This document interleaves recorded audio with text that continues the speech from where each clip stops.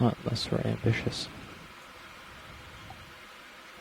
You know, I think the soft sponge to get a small grip with your arm, your Mini Master oriented in such a way that you can around a heaving deck. It will be very, very, very cold. Cold.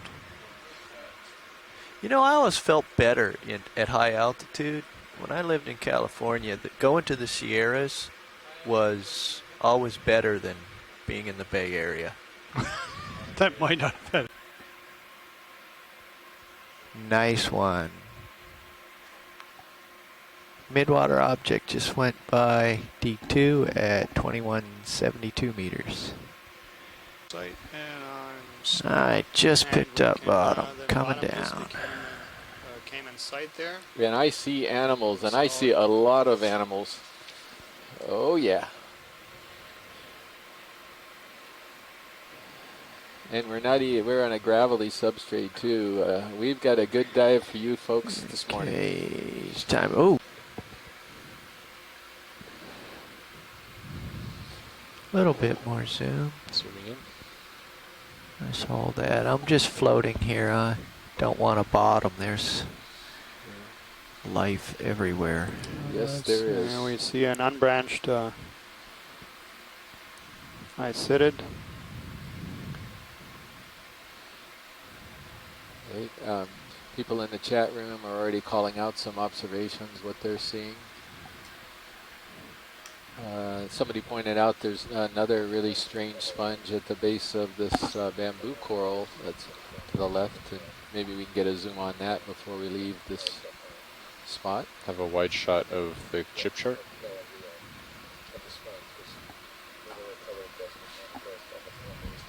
Okay, we're just getting organized here, tuning a little bit. Is anyone else weighing in on any of these sponges here, since that's what's on screen? No, people seem to be more interested in the corals in the back, but yeah, Amy did agree with you on that Furiate, the Furiate sponge to the right of the one that we're imaging right now.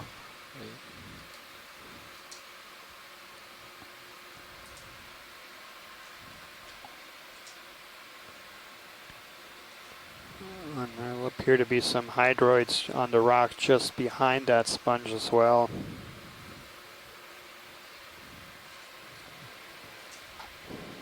So usually when we Backwards. start a dive, Right. we also ask the geologists whether they see any rocks right there at our deepest part of our dive. And obviously there's quite a lot of candidates here. And Jonathan already chimed in and asking if there are any loose rocks around here that look like they could be suitable to pick up. Yeah, I believe so. I agree. This does not look like cemented. And I don't know, it seems to be a superficial observation, but it doesn't seem to be as thickly encrusted with manganese as yesterday's site. A lot of these rocks. Yeah, no, it is not. That's a good observation, Daniel. This might be depth related, or maybe we're wrong. Although this was trawled and determined to be a Cretaceous seamount. By depth related, I mean that manganese, the rate at which the manganese and other types of crust materials precipitate from the seawater is oxygen dependent, and it's going to precipitate at a faster rate video. in the oxygen minimum zone, which is shallower than where we are now. So And we see another one of these mushroom cores, or Athamastus, two of them in view right now. But maybe we can take a look at if one of these rocks is suitable.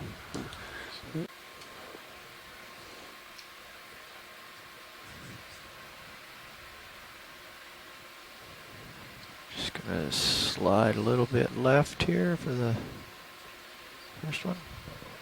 okay.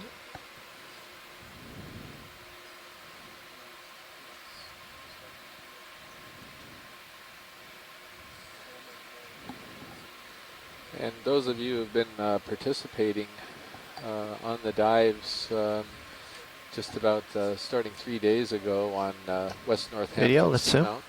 Seamount and Pioneer, where we also got into beautiful colonies of corals. This is clearly very different. So Holding it's a here. very different community. Polyps are closed. Wonder if Might have been just little disturbance from the landing, just the water motion. Zooming in. This colony with the crab appears to be Full a zoom. dead bamboo coral that's being overgrown by zoanthids, as near as I can tell from this distance. So Scott, all of these pink things that we're looking at, this isn't bamboo. I can see some sclerites in a couple of I these take first back, bullets. now that you're zoomed in, it is bamboo, so I apologize for that. Yeah.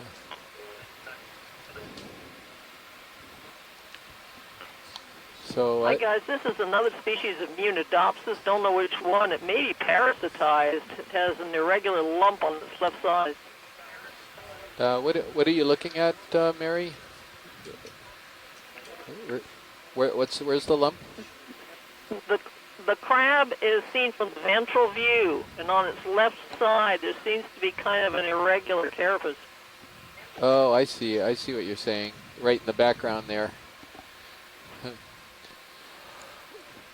By the way, Mary, we're very happy you could join us this morning, and we've got a number of commensals, crustaceans yesterday, and not only a squat lobster, but we also got 2 other types of crustaceans from a sponge that could be mysids. I don't know these Got enough of other that. types of Okay, crustaceans let's here. come out just a little bit. Scooch left. Well, Full send them frame. on. Yep, they're in the bag already.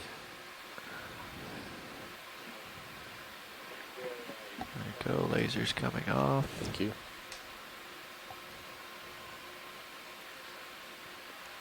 And any interest in the base? Or should I move over to the next coral? Well, how about if we look at this one to the right first? This is a different one, the Okay. upper right corner. Yeah, here we go. Is that a so the one that we just imaged, Scott came in with a possible clear to zoom? Zooming in. ID. So this is a genus Keratoisis in the D clade.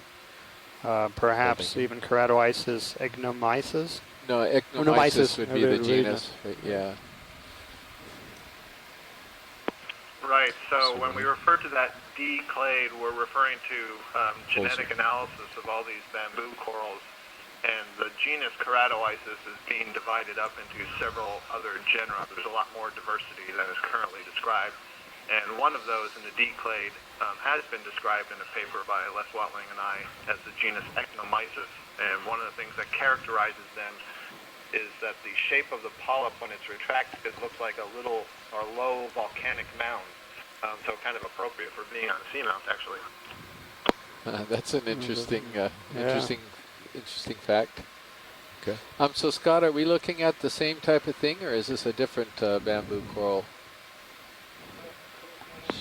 This may be the same, so you can see the polyps are not retracted on this one. I couldn't see. And this one looks like the first one, also with the polyps Okay, retracted. good for zoom. Zooming in. Full zoom. So this is what you're talking about, if I'm not mistaken. These look like little mounds when the polyps are closed up. Is that correct? That is correct. You can see that the branching is internodal. The branches arrive from the white part between those 2 black nodes, so that's what we call internodal branching. And some of the others, like Isidella, Acanella, Jasonisis, branches arise from the dark nodes. So that's one of the taxonomic characters we use. But ultimately, you know, you have to get down to the level of the polyp and look at the characteristics of the polyp itself. I see. Nice shot, thank you. Yeah, thank you. So pilot, probably the next request we have is, you see that big fan-shaped one that's in the back upper right? Yes, I do. That's of interest. Okay, here we go. Zooming out. And Full while wide. he's making his way over there, I would like to try to induce Christopher Ma of the Smithsonian to jump on right now and tell the scientists about this amazing little echinoderm that we found on the underside of a rock when we picked up a rock yesterday. he has identified it as well. Last night, I found an email from him early this morning, and we did a little communication about this. And I wasn't gonna.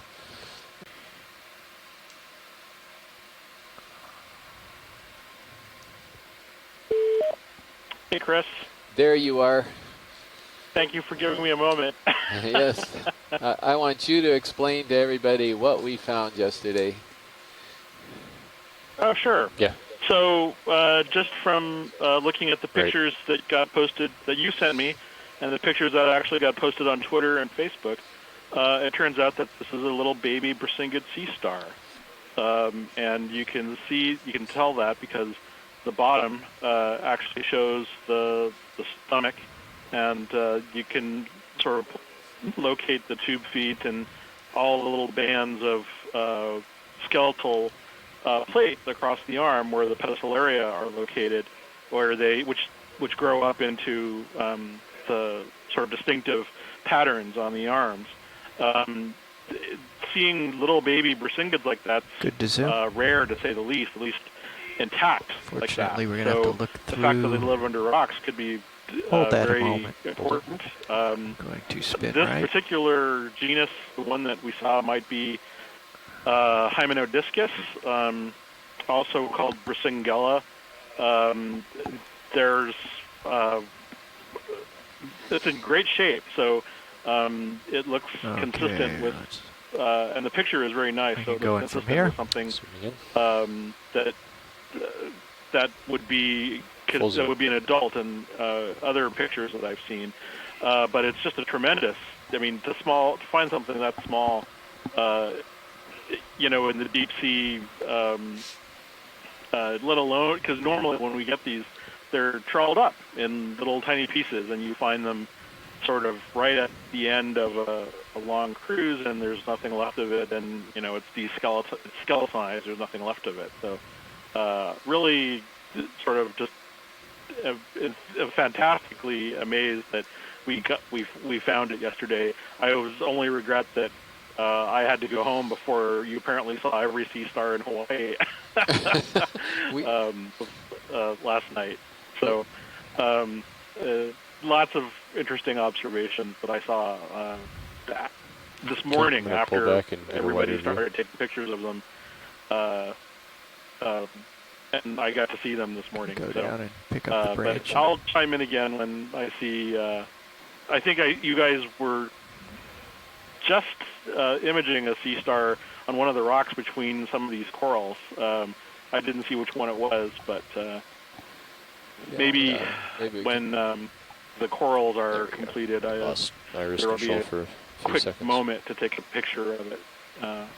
So I'm looking forward to adding to the list of sea stars observed in the Hawaiian region. These intersections. Yeah, we'll see if we can find that again. And thanks a lot, Chris, for identifying that weird creature. Oh, thank you, Chris. Appreciate it. Have a good day. Bye-bye. Yeah. Bye-bye.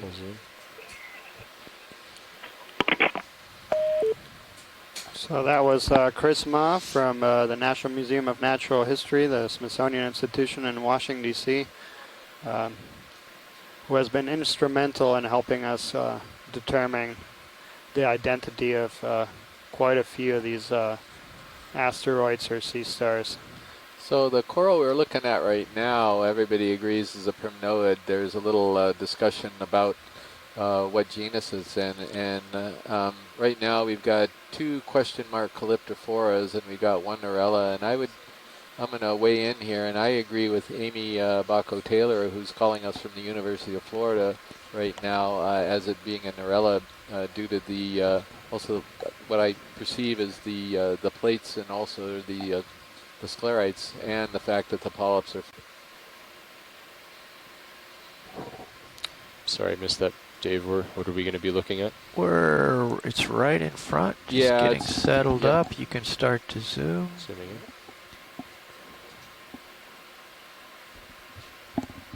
Yeah, and that's exactly what it is. So this is Stauropathus.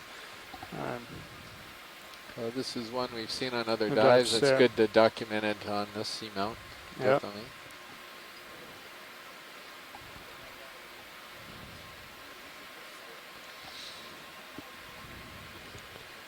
Thank you, pilot. Okay. Okay, let's go So we wide.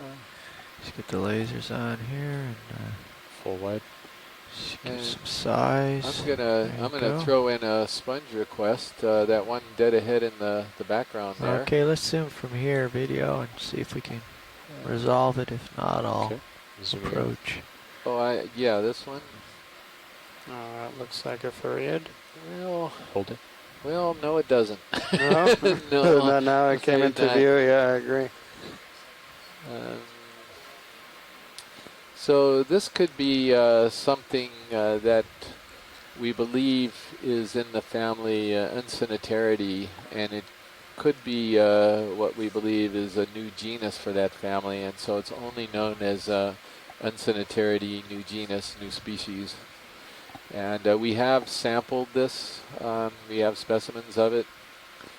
And so Okay. we certainly don't need to sample it again if I'm correct on the ID. And even if it's slightly different, I'm Full fairly wide. certain it's Thanks, Dan. very closely related. Yeah. So shall we hop a little forward and see if we can find some other Up we go. suitable candidates for... 088. Okay, so I will spin around to this side of it. You know, I think we could pass on this. I think it's the same thing, just a larger colony. Let's get a snap zoom, please, video. Zooming in. I'll hold. And yes, and I think that definitely is Uncinetaridae, new genus here. That looks actually more like the ones that we've collected, and the one next to it is Zooming also in. pretty much the same Full thing. wide. All So right, that take was- it down. That was nice to document the presence here.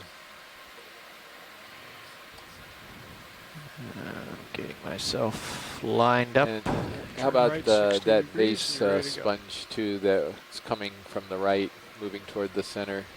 Yes. That's really weird.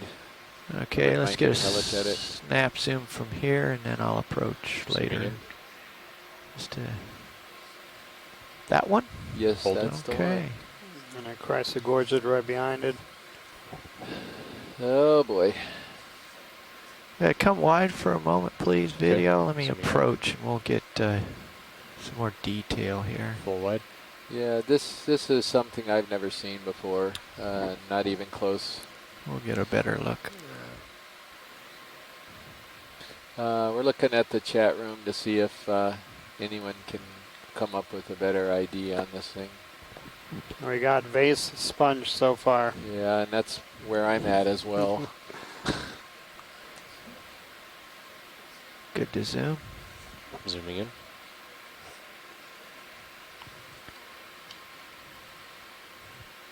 Holding.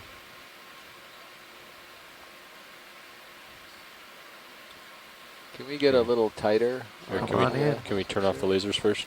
Yeah, co-pilot. Just a few seconds. Dave, Then it winds up being soft, which would put it probably in the Corbitellinae, that particular subfamily, but I don't think it will. And the soft sponge, of course, would be very easy to collect. It won't break. Where ultimately will we I'm with put you, Chris. this? I don't think this is soft. Yeah. Well, the biggest box is the port outside, and Okay. if it could go there,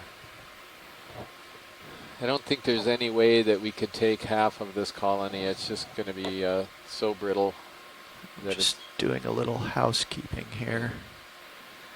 Put this fella ever so gently over here.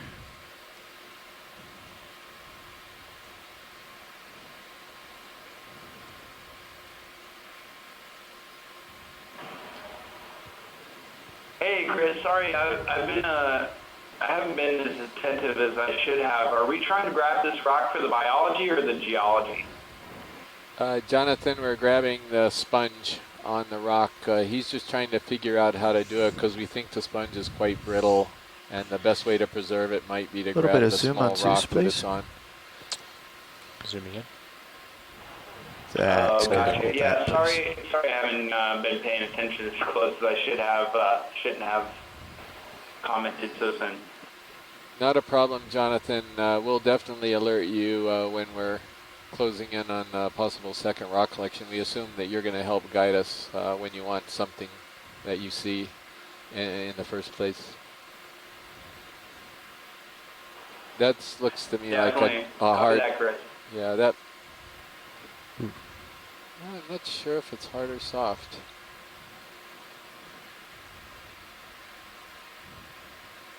I suppose you could push it a little bit, Pilot. Could you? So the way you're doing, just the sponge itself, just slightly. Well, You're all set up to grab the rock, right?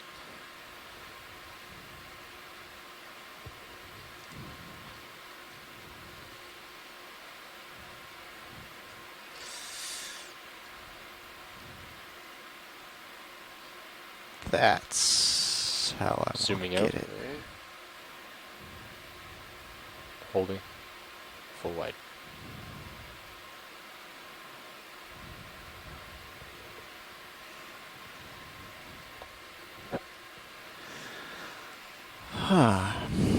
Nice grab, Dave. Need a moment to breathe here. I didn't want to snap it off the rock. Yeah. Okay, video. Let me bring it up into the light a little bit here. Tilt up on Zeus Plus, please. Stand up.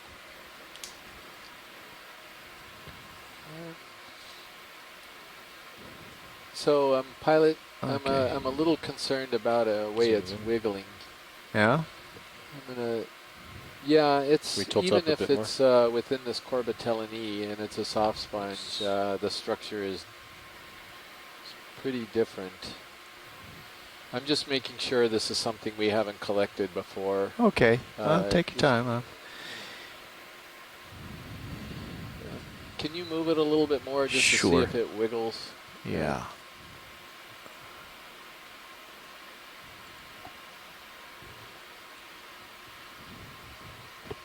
So is it actually bending? It is bending, I think.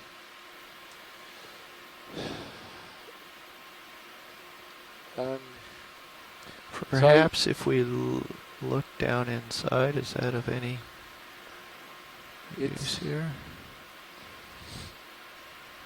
Zooming in. Then it winds up being soft, which would put it probably in the Corbitellinae, that particular subfamily, but I don't think it will. And the soft sponge, of course, would be very easy to collect. It won't break. Where ultimately will we I'm with put you, Chris. this? I don't think this is soft. Yeah. Well, the biggest box is the port outside, and Okay. if it could go there, I don't think there's any way that we could take half of this colony. It's just going to be so brittle that Just doing a little housekeeping here. Put this fella ever so gently over here.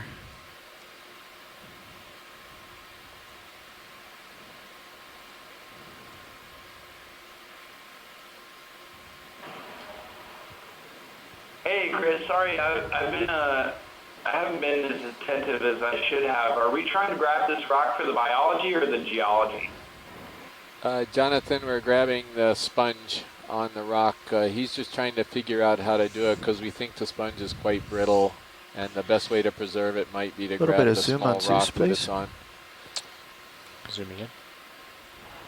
That's Gotcha. good. Yeah, sorry I haven't been paying attention as close as I should have. Shouldn't have commented so soon. Not a problem, Jonathan. We'll definitely alert you when we're closing in on a possible second rock collection. We assume that you're going to help guide us when you want something that you see in the first place. That looks to me like Definitely. a hard. That, Chris. Yeah, that. I'm not sure if it's hard or soft.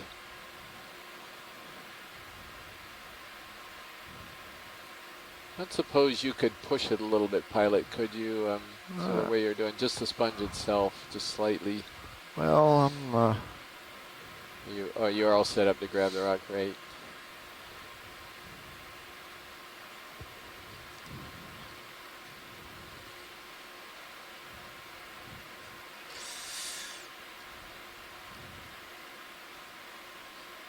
that's how I'm Zooming get out. it. Okay. Holding. Full wide.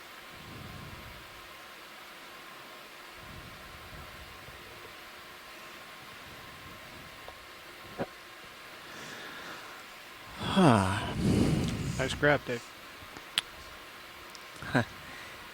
Need a moment to breathe here. I didn't want to snap it off the rock. Yeah. Okay, video, let me bring it up into the light a little bit here. Tilt up on Zeus Plus, please. Stand up.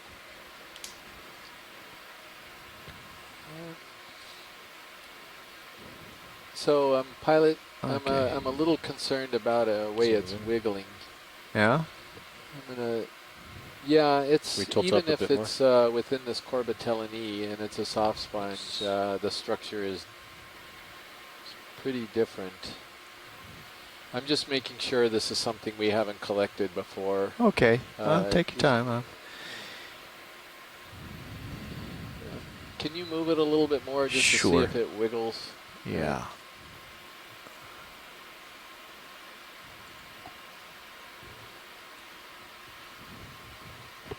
So is it actually bending? It is bending, I think.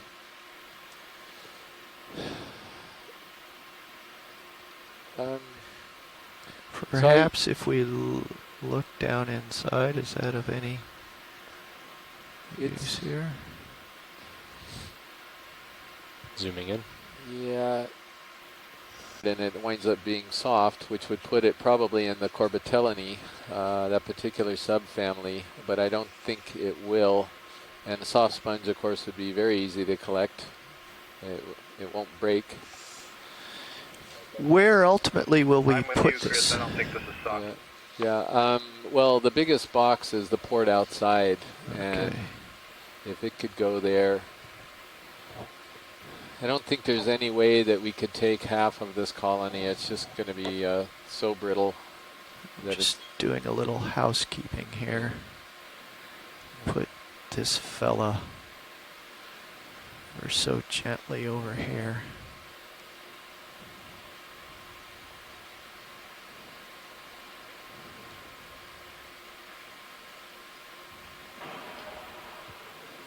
Hey, Chris. Sorry, I haven't been as attentive as I should have. Are we trying to grab this rock for the biology or the geology? Jonathan, we're grabbing the sponge on the rock. He's just trying to figure out how to do it because we think the sponge is quite brittle, and the best way to preserve it might be to Little grab bit the of zoom small on Zeus, rock that please. it's on. Zooming in. That's Gotcha. good. Yeah, That sorry I haven't been paying attention as close as I should have. Shouldn't have commented so soon. Not a problem, Jonathan. We'll definitely alert you when we're closing in on a possible second rock collection. We assume that you're going to help guide us when you want something that you see in the first place. That looks to me like a hard. That, Chris. Yeah, that. I'm not sure if it's hard or soft.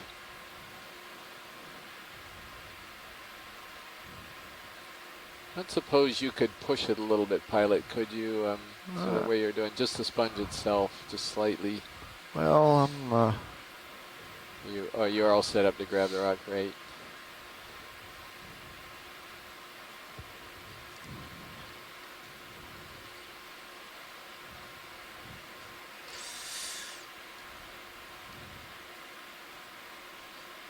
that's how I'm Zooming get out. it.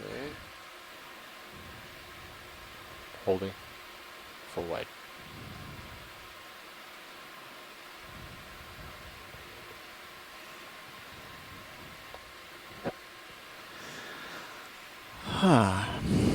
Nice grab, Dave. Need a moment to breathe here. I didn't want to snap it off the rock. Yeah. Okay, video, let me bring it up into the light a little bit here. Tilt up on Zeus. Zeus Plus, please. Stand up.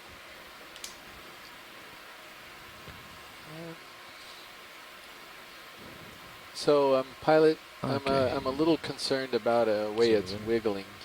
Yeah? I'm gonna. Yeah, it's We tilt even up a if bit it's within this Corbitellin E and it's a soft sponge, the structure is pretty different. I'm just making sure this is something we haven't collected before. Okay, take your Is- time. Can you move it a little bit more just to see Sure. if it wiggles? Yeah.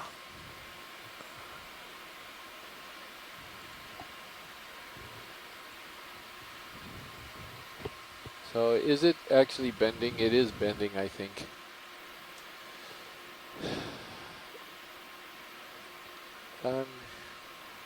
Perhaps if we look down inside, is that of any use here?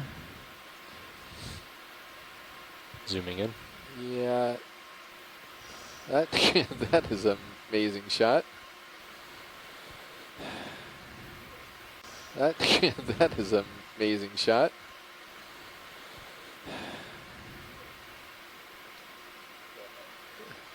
Boy, I hate to put this back, but I have a suspicion that it's just a slightly different morphology of something we've already collected, identified only as Corbitellini. It is a new genus, but we have specimens of this before already. And the vase itself is quite a bit different, but I think it's not different enough compared to what I originally thought. And the fact that you haven't actually really broken it yet, maybe we could put this down and Okay. look for something else very carefully. Let's come wide video. Yes, sorry about the false alarm.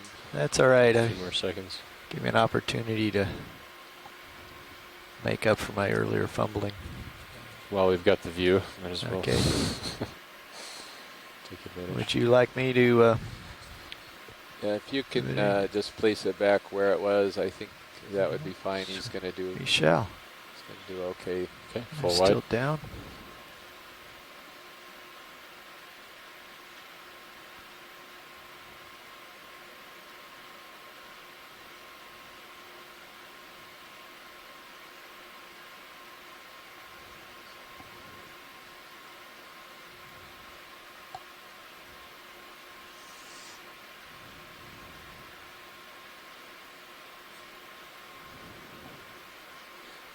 And also, once you finish with that, could we get a snap zoom of that coral that's laying flat on the ground to the right?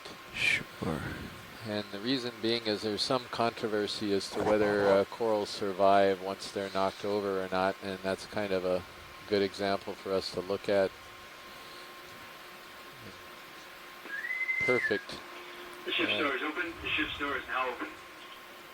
Yeah, thank you. Again, that was painful, releasing That was it. the most impressive non-collection that I've ever seen. I'll bet that sponge never thought it would be having a different view on the seamount. Yeah, the nice thing about him is, given that he's a vase, he can filter in any direction, probably, the way he's structured.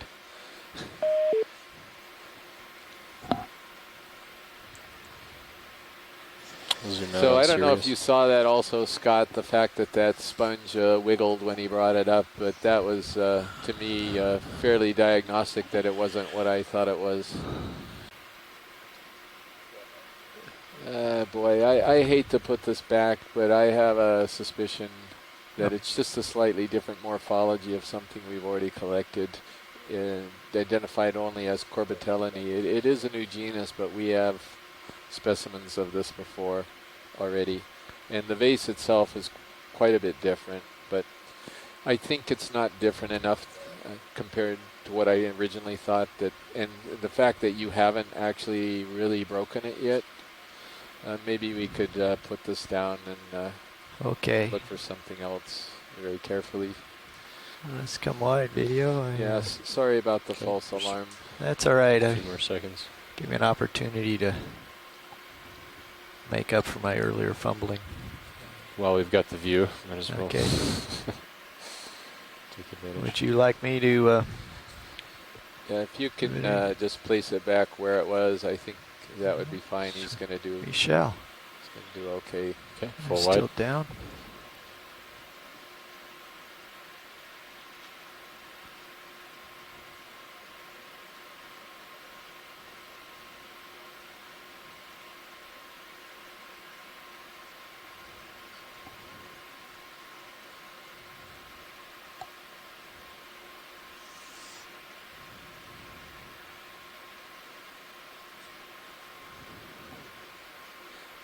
And also, once you finish with that, could we get a snap zoom of that coral that's laying flat on the ground to the right?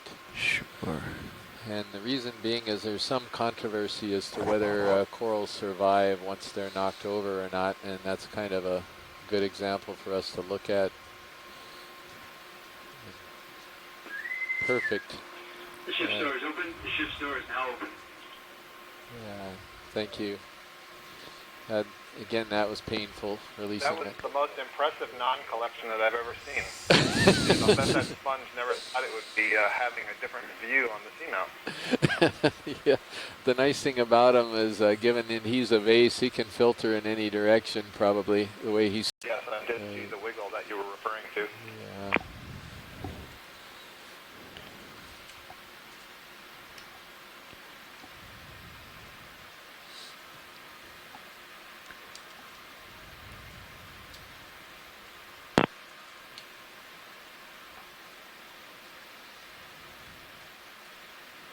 Good to zoom video. Zooming in.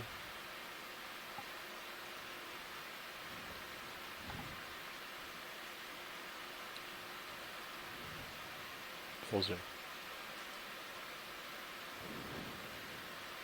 So the problem, of course, is we don't know when this particular bamboo fell over, but it looks like there's some possible branches to the left that have started to grow upright. If we could sort of pan left just a hair. Coming left. It's the same thing. It's not clear. A It bit is wider, the same please, thing. video. Zooming out. Hold that. Holding. And it may not even be the same thing, but the branch in the Okay. background there coming Zooming from in. it may be. Holding.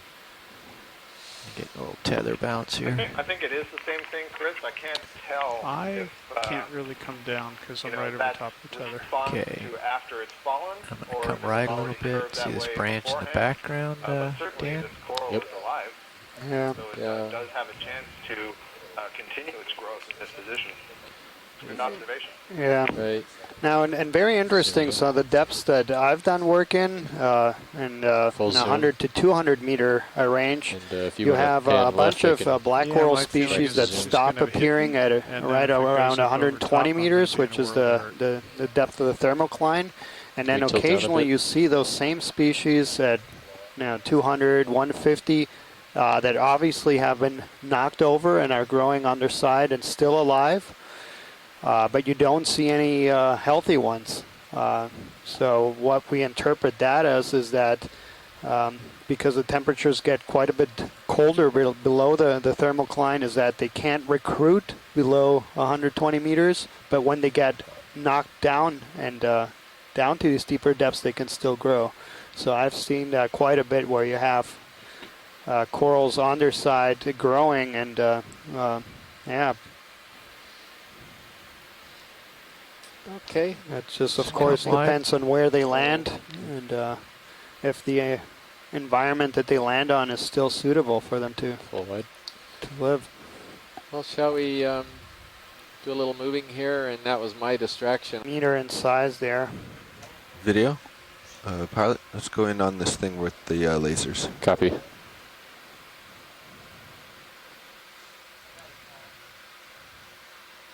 Okay, holding here.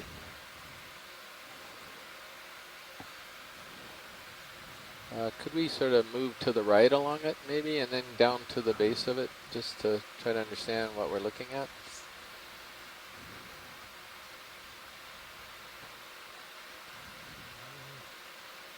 I can zoom in a bit more. Yeah, I know I'm way far away. I'm Zooming in. That's full zoom. doing a autopilot test that the previous pilot asked me to quickly conduct as we're getting underway. Do you testing? Auto XY. Oh yeah, it does look like a dead sponge. Could be something that we call Tretopleura. That's great. Thank you Bring very your much. mini-Zeus up for a sec. pilot. I think that's probably Yeah, shows and him what he needs. yeah, Okay. he's Zooming out. Video. Okay, let's try this. Full wide.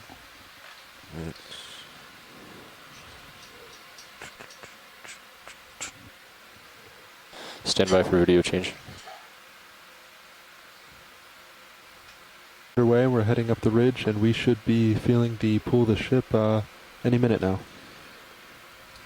Roger that, and so maybe we can get a snap zoom on the starfish as we start off here.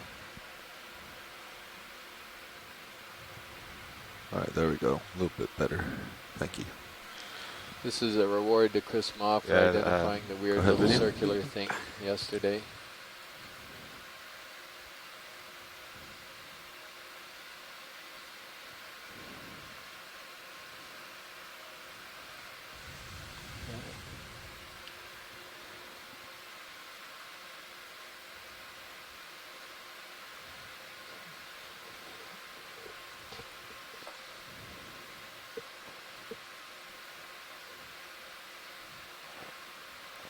Pull you out just a little bit for Yeah, so I stability. think this will probably be I'm an at the easy end of one my for tether. Chris. I can't settle So much we'll more. no doubt have him we'll give a call a little bit later on. And thank you very much, pilot. Appreciate it. Keep going. I think Chris will also. Yeah, it's too far out for a stable shot.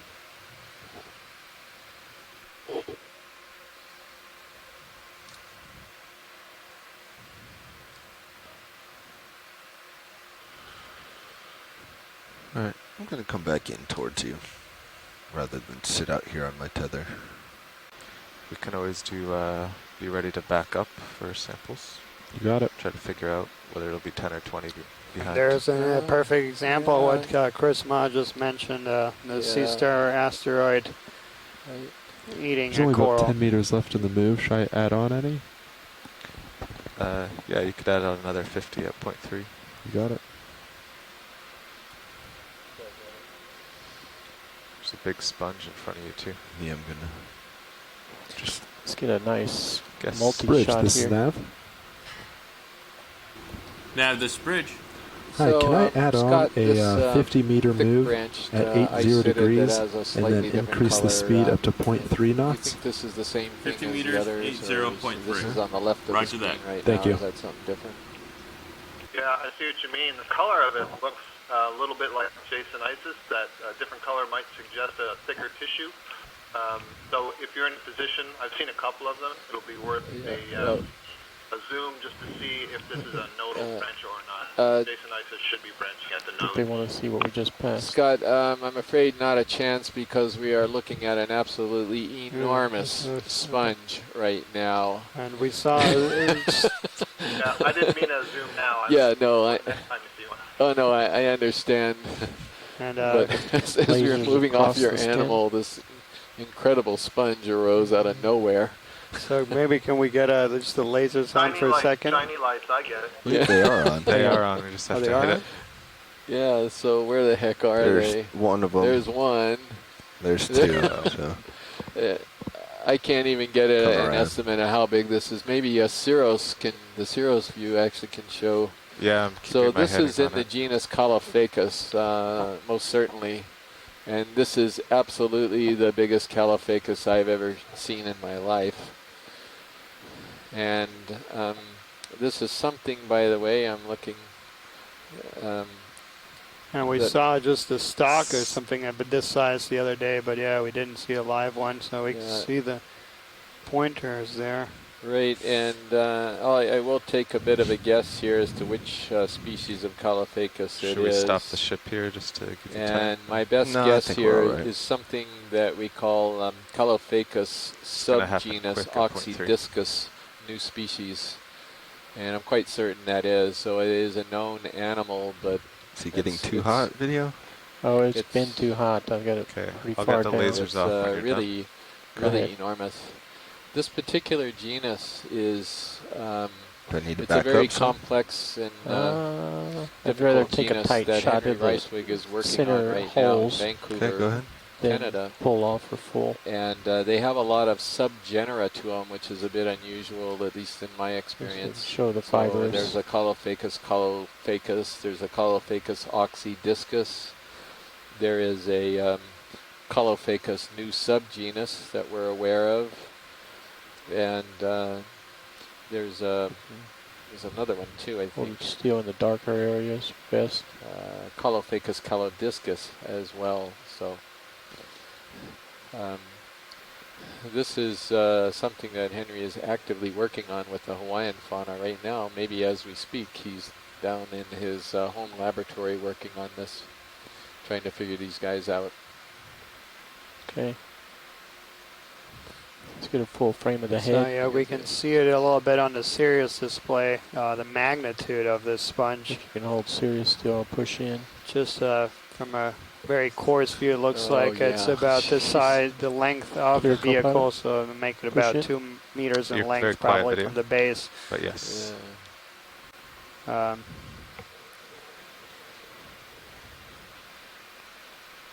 Yeah, and there you can clearly see it. That's absolutely beautiful. Alright, Yeah, pushing just to plus give 6 gain on Sirius. some people are seeing this in hours. some of our public Let's displays. see if we can run We the got live streaming both at the see the aquarium off base with the Pacific lasers today. on it. We welcome all you folks in Pull Long them Beach, out. California, as well as the Maui Ocean Center on Maui. Just to give you a little bit of sense of appreciation of the magnitude of some of these animals. They might look strange, foreign objects, but run the lasers we across the have back things where the the skin size of connects to the elephants down ground at and these also to the extreme back of the depths, sponge. which is Lasers Slight are back on. exaggeration. small Co-pilot? elephant. Small. Co-pilot, are the lasers back on? Yes, the lasers are on. The science.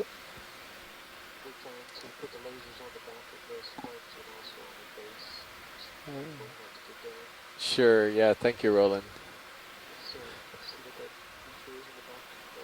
Who's Yeah. hiding in there? Pushing in. There's a couple creatures hiding in there. A little shrimp and a little squat lobster. Video, can you go wide on Sirius? Pulling Sirius out. Thank you. Well, the squat lobster is yet another species of Munidopsis.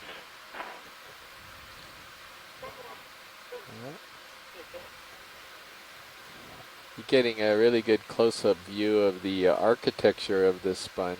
It's quite intricate, quite complex. And when you actually dissolve the tissues away in bleach, if you take a little chunk of it and sample it, you can find these incredible microscopic structures that are called spicules that make up this architecture. And they come in all shapes and sizes. They're just fascinating to look at and absolutely stunning because they're all made of silica, and they have a very glassy Okay, let's see if we can get appearance those and lasers. very, very beautiful structures. So it's not just the whole colony that's so beautiful in these animals as we're looking at right now. It's actually microscopically they are equally beautiful.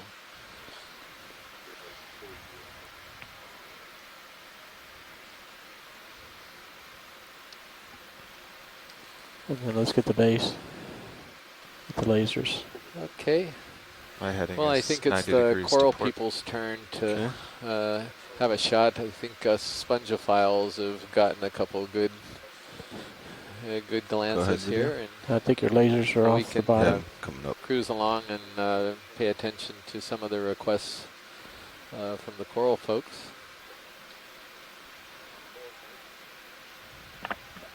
Hey, Chris, this is Bruce. I have a question from the fish biologist. All right, we got it. Let's we come were on. talking Time about for me to here. move. This is directed towards sponge people, but with such a slender stalk, how does something that large actually support itself? Is it buoyant on the top? Is there any buoyancy to it, or do the silica spicules actually provide enough support to keep something like that up off the bottom? How does that thing keep from toppling over? Yeah, that's a good question, Bruce. So the stalk itself is... So rock samples from this particular feature have been dated and to about 92 million years. So that makes this a very old feature. It's a nice looking coral. Thank you, John. This may be what we were talking about, Scott. I don't know if there'd be a moment to just take a close-up of this. Does this look like that same kind of darker, fleshy colony that we were looking at, or is this even an icidid? It's hard to tell here. And there's a beautiful crab on top of it, and maybe we have a chance to image both the coral and the crab.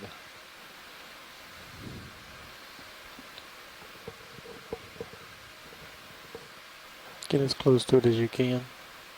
I'm not sure this is even an icidid. Pulling out. That's why we have our upper pointed so down. I think we just lost the teleconference line. Go ahead. Yeah, this is definitely worth a close-up. This is, I do not think this is an icidid at all, or a bamboo coral.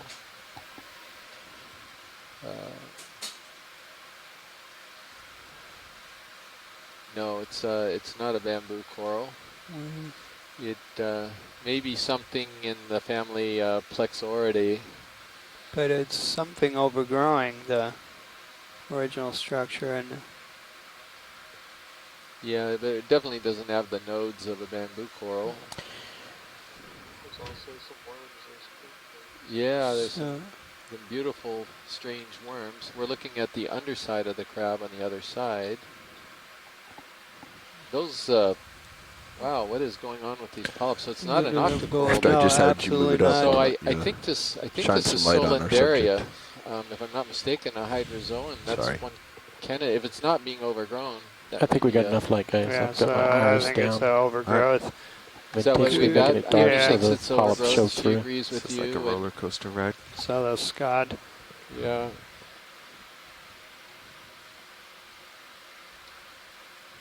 Yeah, the stem looks like it. Stem looks like it's maybe dead. But that's very extensive overgrowth. Basically, these polyps have completely replaced the original colony's polyps, if that's the case. Yeah, and Amy noted, what made the skeleton, the original skeleton? That's a really good question. We don't know right now. So. And let's go for the associates.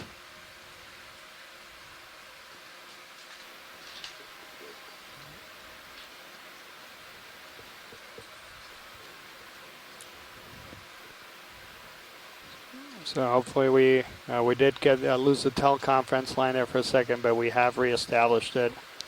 Science, I just want to point out something. If you look, Hi Daniel, we can hear you now. Great. If you look right next to that worm that's in the center, just to the right, there's a circular object.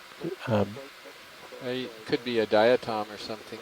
I believe these are two aplacophorans here in front of the crab. And I've forgotten or never knew my worm taxonomy. Scott, can you repeat that again in English? Sure, I said aplacophoran, and what is so neat is that those are a type of mollusk. They're a type of mollusk related to snails, bivalves, clams, and so on. But they don't have an external shell. They have a series of spines or scales. So that's that creature on the right. And they're modified to look like worms. On the top, some of them are so specialist feeders on cnidarian colonies like octocorals and hydroids. Below is the same thing, just curled up. So is there a common name for that type of mollusk?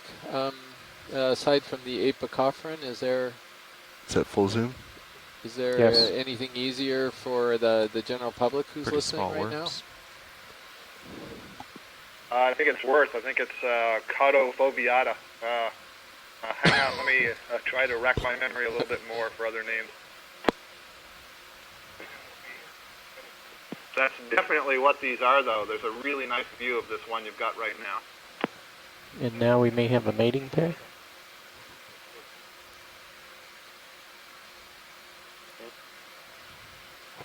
Let's get the full coral before we get pulled away. Okay. Yep. Shall we? Move soon. Yeah, that's. So the actual colony. So we did get one comment here in the chat room by Dr. Les Watling from the University of Hawaii, who agreed with your initial assessment that this might be a Solandaria. But racing ahead and stopping at this point. Happy video? Got it. Give me a few more seconds. If it's a live Solandaria, that's one thing. no, it's definitely something overgrowing. But what put the skeleton down in the first place? Yeah, that's. So a hydrozoan was overgrown by a hydrozoan. That's not really great camaraderie, if you ask me. But then again, some of the octocorals are overgrowing the octocorals, so it's pretty competitive down there. Yeah. It's my tracks of something. Yeah. I've brought my head 20 degrees. So we're on a little seamount nodule a bed right here. See my footprint. These are manganese-crusted pieces of rubble. Some of the other coral biologists, Les Watling, maybe they can weigh in on this.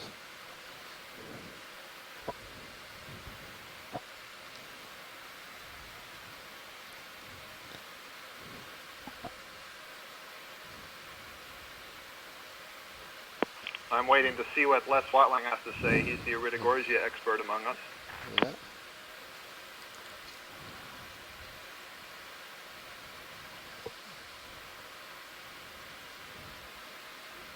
And Les, I think, does think it could be Iridogorgia bella, and maybe. No, actually, he's thinking this is Magnus spiralis. Oh, Magnus spiralis. Now that we spin around to the side.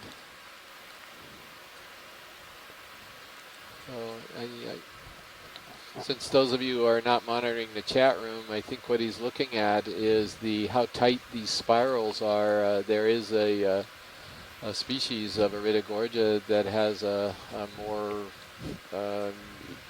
easygoing or relaxed spiral, if you will, and that'd be Iridogorgia magnus spiralis, and then Iridogorgia bella, another species, has a much tighter spiral.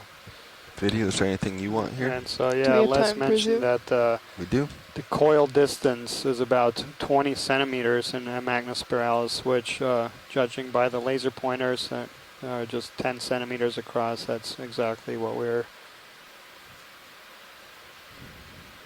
seeing.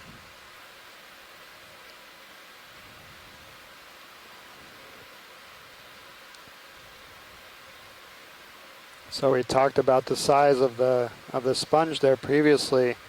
That enormous stalked sponge. So individuals of this particular species have been measured to be about 5 meters in length, the longest ones.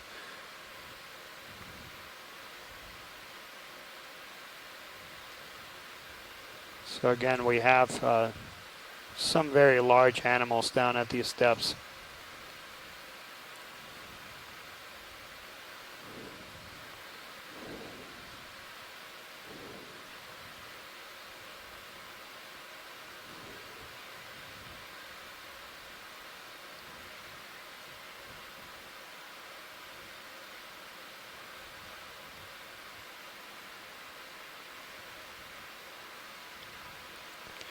Lovely. It's interesting that some of the branches are broken off here, and it looks like there may be some barnacles that have settled on the places where those branches are moving.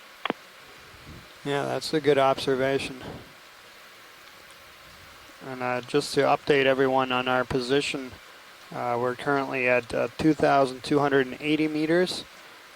We've transited a little over 100 meters since the spot where we landed on the seafloor. And with the exception of that little bed of manganese-crusted cobbles, we've seen a height pretty high, but probably considered a moderate density coral and sponge community. But interestingly enough, we've seen quite a few animals that we haven't seen on the previous dives. Yeah, so that little higher abundance we found as we set down. Before the ship stops, we could add on another 50. The two brown-looking objects we just passed are black corals, and we've seen a few of this species on this dive in the genus Stauropathes.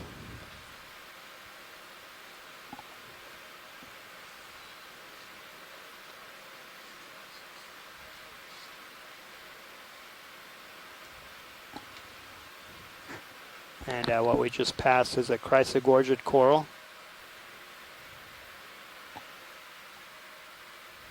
And as the substrate starts to look a little bit more stable, we are seeing an increase in the density of animals as well.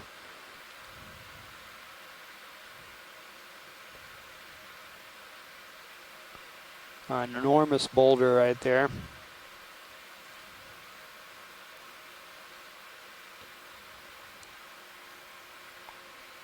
Is that an urchin on the right? The round thing?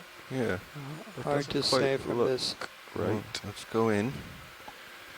That means we should take a closer look. Is it a closed anemone? I think you're right. Video that snaps. Sure.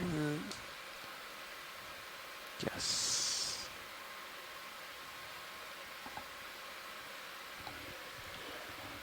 So yeah, that looks like an anemone or an actinarian. Okay, back wide, please. And next to it is one of these sponges.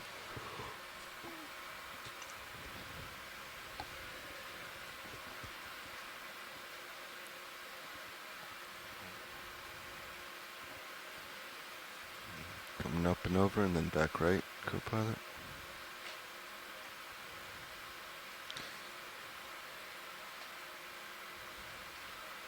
This also known as mushroom coral, fairly common.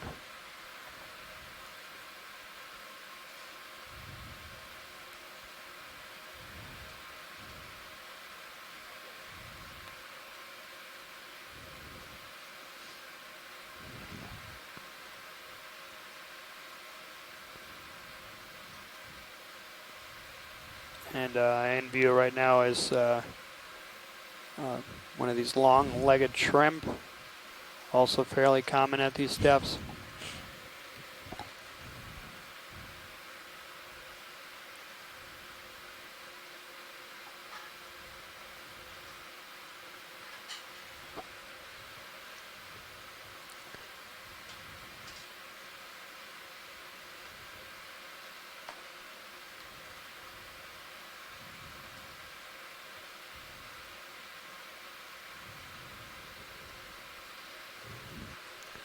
So Scott just chimed in here that we just passed a bamboo coral in the genus Isidella, which is the first time we've seen it on today's dive. And yeah, thank you, Scott.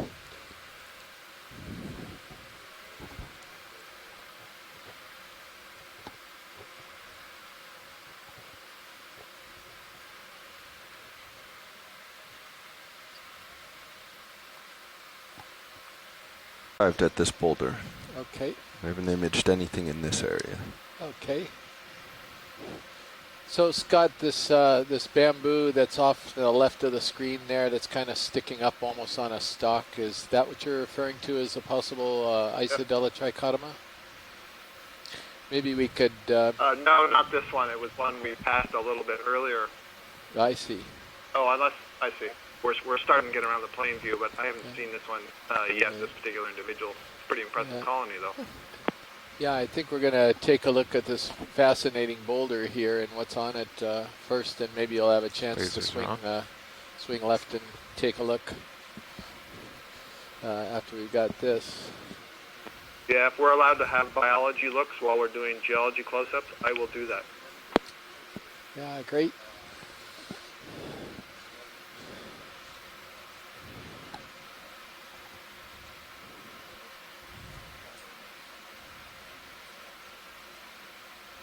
I'll say one thing, that's an old bamboo coral. Yeah, it is, and looks like we're looking at the back side of it, I guess, or the non-polyp side, if you will.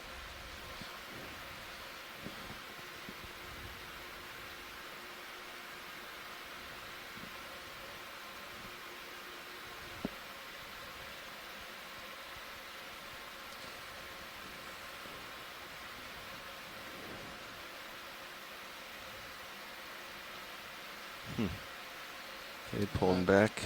Gonna come. So Jonathan Tree has made right a comment on the other side where you're heading. In the chat room. Sounds good. That It's very interesting to note for the non-geologists that the paleo shoreline terrace is at 1,500 meters below sea level. And what that means is that this volcano has sank the same amounts since it was a shallow feature. Are both my uppers turned down?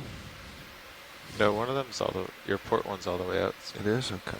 So Jonathan, if you're on the audio, can you Yeah, you can explain see it that a there. little bit more, what you mean by that? I'm not sure it was clear in the chat room. Something you don't like about the lighting? It seems very dark to me. Yeah, Chris, sorry, I was trying to figure out how to word that comment to be as general as I could, but 7 meters from the rock. I agree, so I should Just explain in that a little bit. general. So what Yeah. happens is something that geologists refer to as subsidence, and as a volcano or any kind of massive feature starts to form on top of the lithosphere, it begins to depress the crust that it has formed on. So the surface of the Earth is actually not as rigid as we perceive by day to day. So over 1 million years or so, massive features such as these volcanoes starts to make a depression in the crust. And so when this volcano originally formed, or at least when it formed its carbonate terrace that's flat at its summit, it was near the sea surface, so approximately maybe 100 meters below the sea level. And now it is 1,500 meters below the sea surface. So we know that because the way that the Earth works and the way that the surface responds to the load that is on top of it, that the seamount has actually sank at least 1,400 meters below where it used to actually be.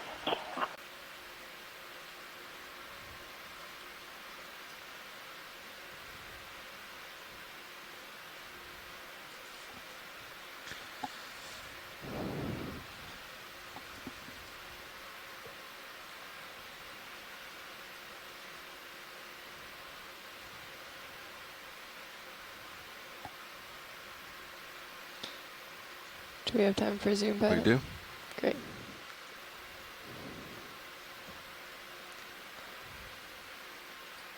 This is a really magnificent colony that we're moving in on. Lasers?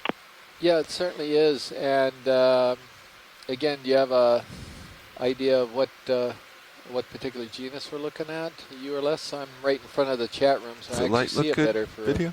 Yeah, so it's not Jasonisis. You can clearly see that the branching is coming from the internode. I know your swingers So I think this is just an older version of what we saw earlier, the Keratoisis, and I'm afraid I can't go further at this time with species. You can see some interesting branching there, curlicue branching, and you see that the branch itself is much more swollen. You're right, lower. Another one up in the top center of the I screen, can see it in and I my believe that's regrowth.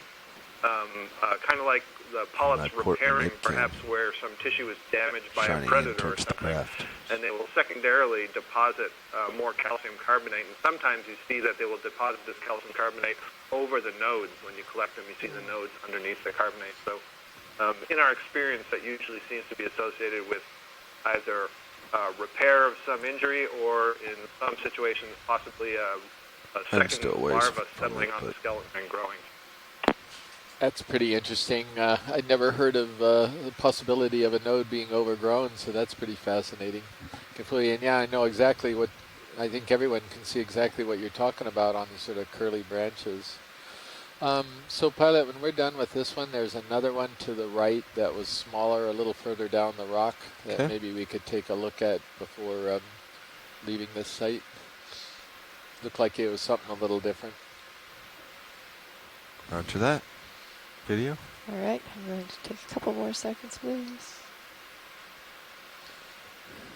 Come out for yeah, it looks like that had that little So mounty your lower polyp on starboard there is too, pretty far Scott, that down you're now. talking about when it was closed up too. So, But other than this boulder, yeah, there's this not much to one, hit it on.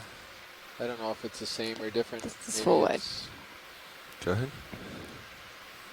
Is that gonna be branching from the node? Let's see. No, maybe. While I'm waiting for the zoom on that other one, you know, we said it was so big, it's obviously very old, and so over a long period of time, you would expect to see some of that regrowth regrowth and repair. Yeah. Yeah, so this, let's see, yeah, it's beautiful. That one is a beautiful, that old one. Right. So we may be looking at the same type of bamboo coral here, just looking at the branching as well and where it's coming off of the stem and sub-branching. I think that's a good guess, Chris. And this colony has seen some better days. You can see that various branches at the base there have time broken for me to off. move on. There's some places where tissue is lost, and yet, you Boy. know, this is a Leaving the colonial boulder? animal. It Leaving the basically has boulder. this.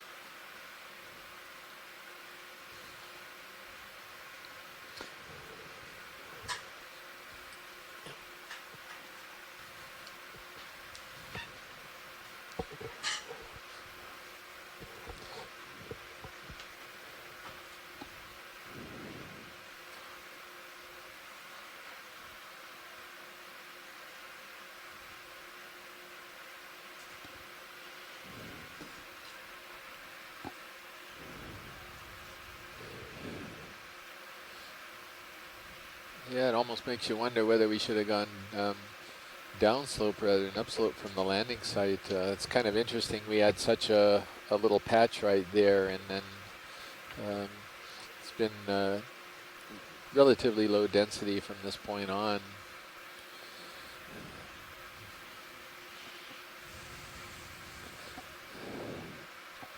So I think one of the perplexing things here is, again, the lack of the manganese crust on what's supposed to be a very old seamount. We're seeing a lot of almost uncoated large pieces here in rocks. There is manganese crust on them, so they're not completely uncoated, but much less thickness, I think, than what we were seeing yesterday, even though the age of the seamount is supposed to be older than the one we dove on yesterday. And what I mean by that to the general public is this process of forming a crust on hard surfaces down here. It's precipitation from seawater of a variety of different elements and metals, and typically out here in Hawaii there's a large cobalt content and other items that it's an age-dependent process. So the older the seamount, then you know, the thicker the crust. There are other factors involved by like sedimentation rate and current speed and so forth, but in general it's age-related. It also, if I'm not mistaken, is potentially bacterial facilitated, and that the process involves also some bacteria.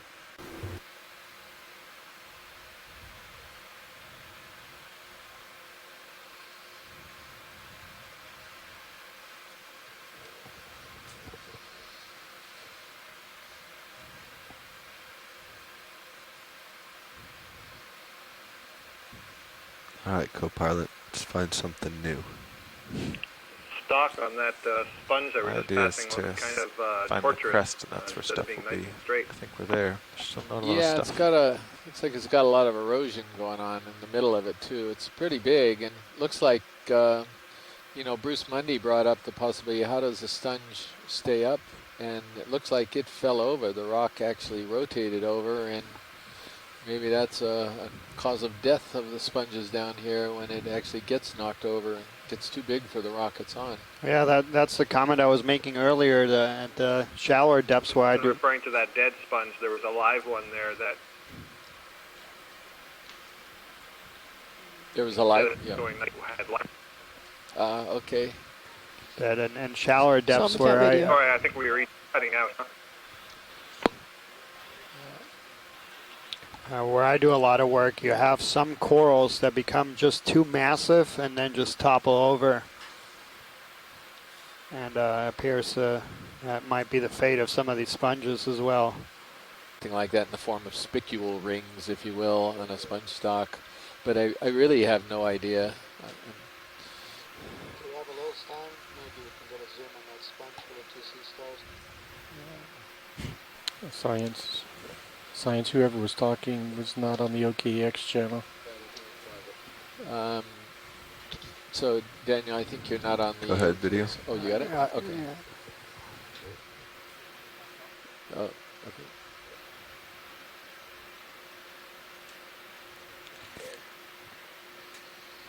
Nope.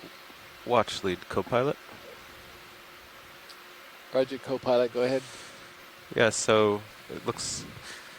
at the beginning of the dive, there were a lot of corals, and now we're back into that again. Hi, Chris. This is pretty amazing. Yeah, I think so too, co-pilot.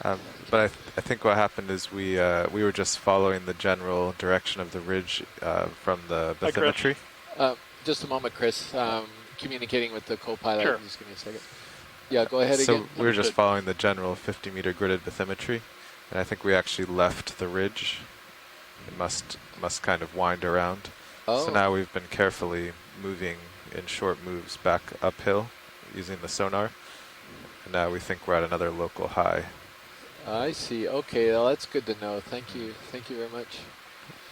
So the co-pilot was relaying the message that he thought that we had maybe wandered off a little bit from the actual ridge crest, and that may be why we were seeing more rubble and fewer density of corals. The bathymetry that we're working with is about 50-meter resolution bathymetry, and it can be a little deceiving sometimes. Please. So he thinks he has come actually on the ridge crest, and that may be why we're seeing a little higher density of animals coming back.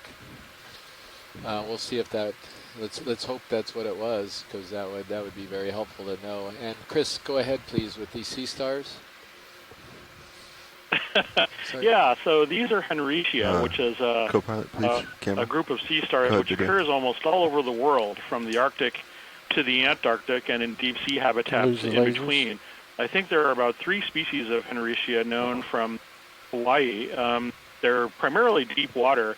They're very featureless, as you can see. They're very nondescript looking.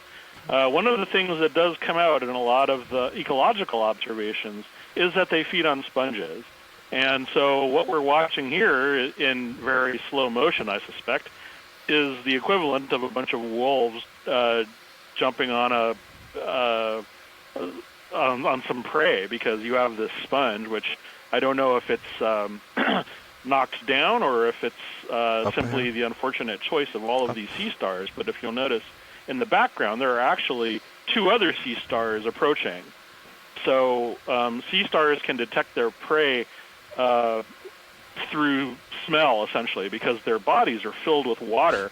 So if something viable becomes available, like a dead sea urchin or whatever, they can detect the particles in the water, because the particles literally enter into their body and, sort of trigger whatever alerts they have. On the wide so in this case, what I think is happening is you're seeing a bunch of sea stars that have picked up on this this fallen sponge, or maybe they've, I don't know, they for whatever reason, this particular sponge has earned the interest of 4 of these individuals, and they're all moving in on it. Some sponges, some sea stars that are associated with sponge predation actually have a special tooth on their mouth with a hyaline tip, with a glass clear-like tip. And it's thought, it's not exactly shown how, but it's thought that this is somehow associated with predation on sponges. He's weighed in and thinks this looks like Norella alata. Co-pilot, I need your help here. Yeah, your left skid is on, right skid is is holding off for a closer view. Get lasers on first.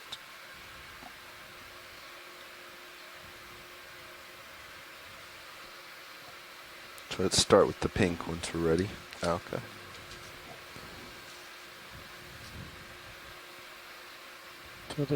Zooming on your command. Go ahead.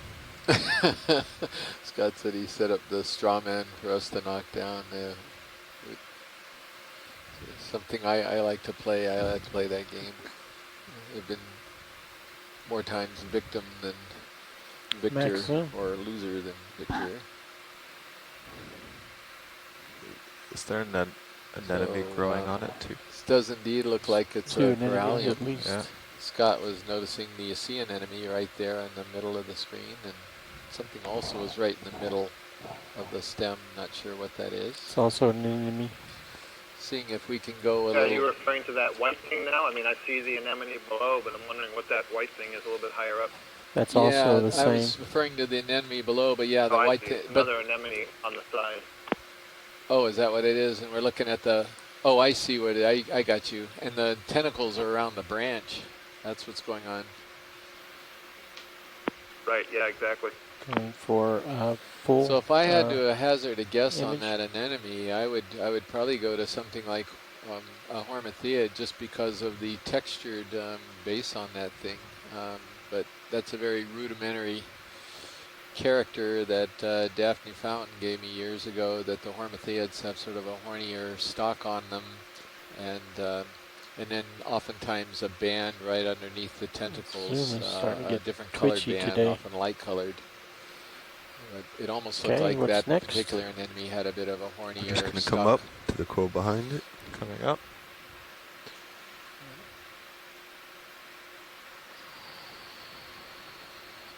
That colony in the background looks like the polyps are facing downwards. Yeah, I would agree. So this could be Narella alata, but I think Narella alata has a calcification at the base, if I'm not mistaken. I don't know if Amy, who's collected these from Hawaii, is going to weigh in on this.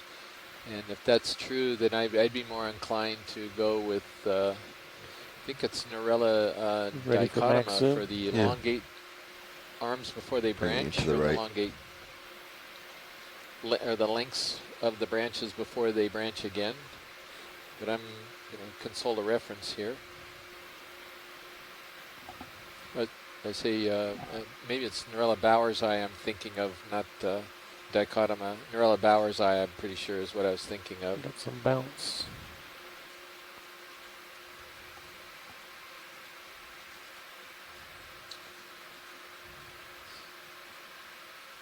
Okay, there's a branch on the upper left, 2 branches. Also a branch on the right. Yeah, I was thinking of Narella Bauer's eye, but it's not really clear. Should we go up to it? Do we have consensus on that's Narella? Up to the top. The only comment here is that there's so many different species of Narella, so yeah, there's a lot to choose from to try to get a species level identification.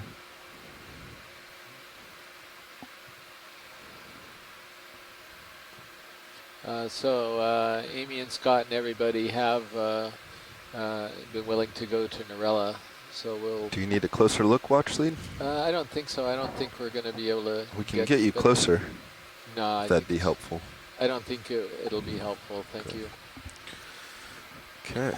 So there were a few comments here a while back ago when we one on the right got into this spot about the lack of fish. That this is very suitable fish habitat with a lot of vertical structure, and we haven't seen any fish here. Ready to how move, easy pilot? would it be to get to that small purple one beyond the corals we just imaged? Is that do that. I think it's something different. I could be mistaken. I think it's the light. This is a nice little patch. Maybe we could.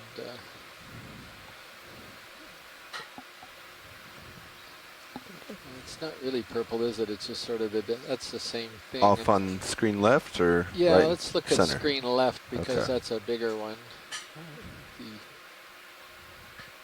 That was a nice view as you spun around. You could see that the corals are aligned on the top of this little, this mini ridge feature, this topographic high, and then going down on the right side, but none are on the left side. And I wonder if that's because that left side is eroding and the colonies are, dropping off, or the recruits are dropping off, or something about the current flow. I see. So I'm trying to figure out what our heading is. Let's see. 2-6. The heading is 2-6. Want me to tilt? Yes. Okay. Tilting down. If you can see, I don't know if you have the GUI pulled up, watch lead, but my screen here, it's the top left number in yellow. Yeah, I'm going to switch over to your screen in just a moment. Let's see. So in view is another one of these coralliums, commonly known as pink corals.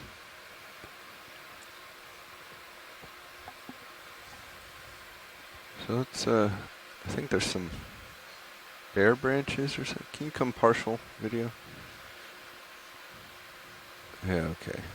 Yeah, let's tilt down some. There we go.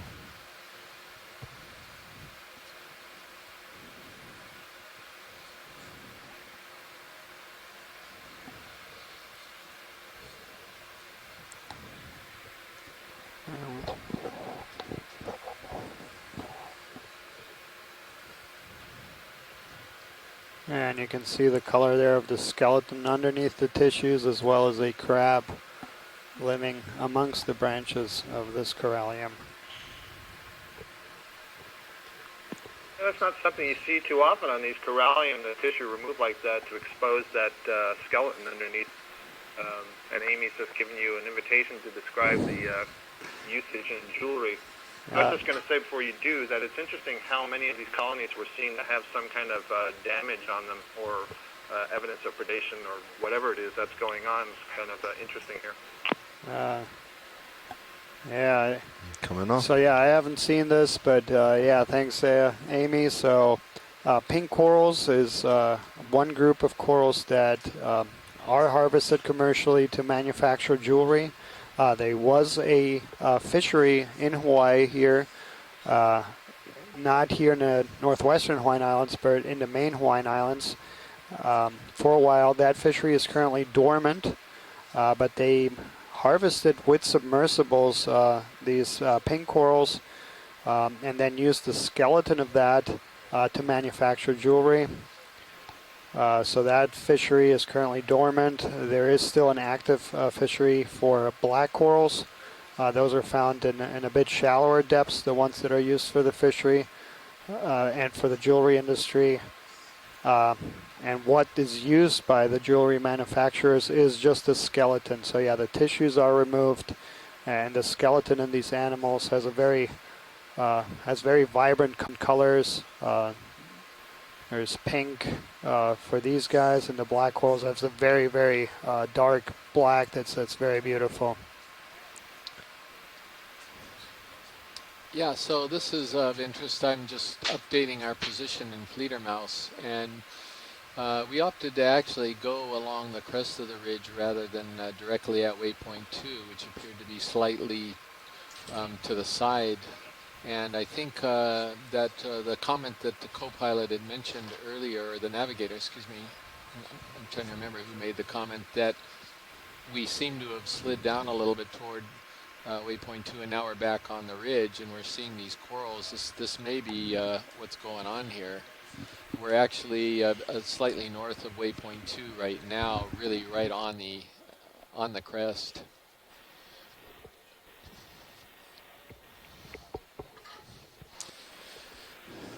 All right, well, shall we continue on when you're ready? It looks like they've got an ROV change out, the team, giving some guys a chance to get some lunch.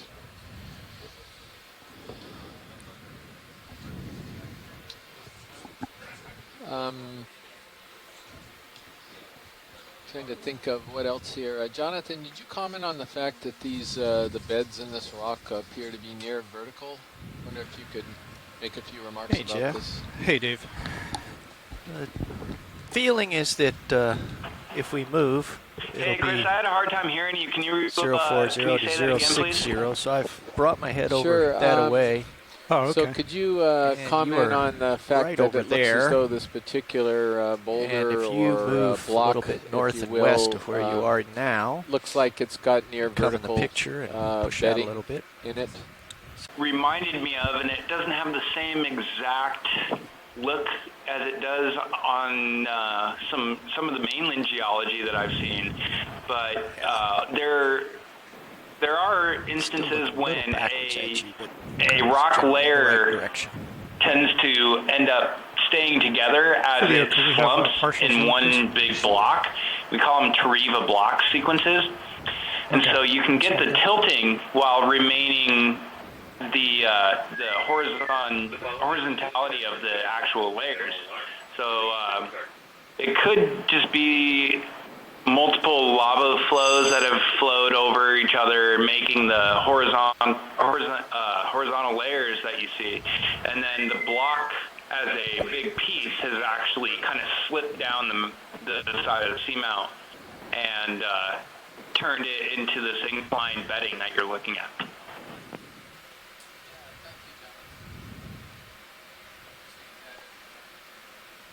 Watch lead, I think you're muted.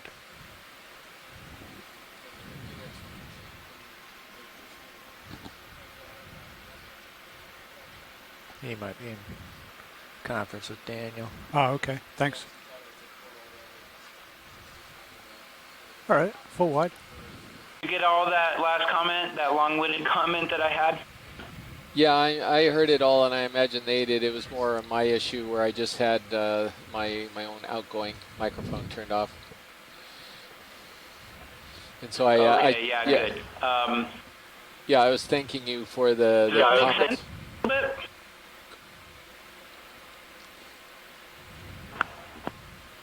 Go ahead, I'm sorry. I think 3 of us tried to talk at the same time. Oh, not at all. I just wanted to make sure that that last comment made sense in general. I kind of got a little bit long-winded there and just wanted to make sure that it was understandable what I was trying to get at. So I'm guessing. No, I understood it, and I think a lot of the people understood it as well. Northwest edge of the ridge as it drops off there, so yeah, it seems like I want to go northeast. Continuing more northeastish to move up slope. Like 060. Seeing relatively yeah, I'm looking modest 02. density of corals and sponges. Gonna come around to 045 we are seeing here. a few more at this particular I'm just looking at the crest of the ridge. D2 sonar. Yeah. Roger, pilot, go ahead. Yeah, I know this is a very old volcano, and I was wondering, have you talked at all about the lack of sedimentation here? Because it seems like we don't see a lot of sediment. I just wanted to point out that we're kind of around some really nice angular rocks that might be good for samples right now if you guys are willing to stop. Sure. We are stopped now, so it's yeah, the convenient. pilot was fine with that, and the pilot was also asking whether or not the lack of sedimentation would be unusual. My own interpretation of this would be that we're on such a steep, narrow ridge here that it's probably not good trap for sediment. Yeah, especially with the currents coming through. Okay. So how about just below the laser? Definitely agree with that. Right now. Yeah, pilot, I like that candidate there. I'm pretty sure I know the one right below the lasers would be good. All right. Is that, do you see the one below the lasers, Jonathan? I do. Yeah, it's not the... I think that would be a fantastic sample. Yeah, not the monster the lasers are on. It's that more modest youngster below it. Of course, yes. Yes. I think you're kind of perched. Are you sure you can't fit that in the bucket, tail's though? up a little bit. It's like there's a run. What would you recommend then? Little tight. I think it's that. And Chris is dying to carry that thing up you always got to try. There's that big rock right in the center of your drawer that you're sitting on.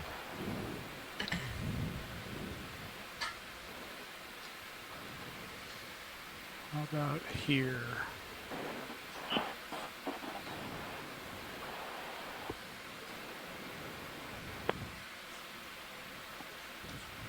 There you go. So just an update here.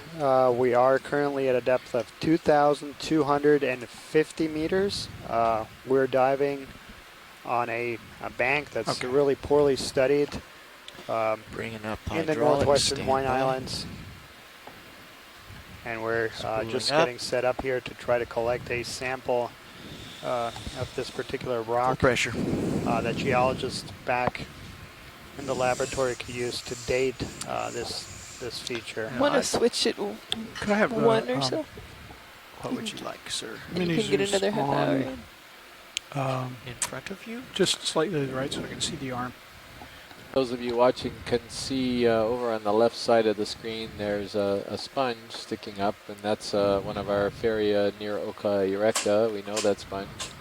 But behind it, there's a rock with a coral colony that's again been knocked over, and it's laying flat on the rock, and yet the tips of the branches look like they're growing upward now. Again, it's this phenomenon we've seen a few times as well. Chris, I think your microphone has slipped. I can hardly hear you. Is that any better, Scott? That is much better, thank you. Yeah, it did, thank you. So I was pointing out that there's another one of these coral colonies that look like it's fallen over, if I'm interpreting what I'm seeing right. Okay, And how do you feel about a 30 maybe meter growing move upward at, the branches. what do you think? Yeah, behind the sponge there? 050? Yeah, that's it. That's Yeah. what I was looking at. It looks like the branches have started to curl upward.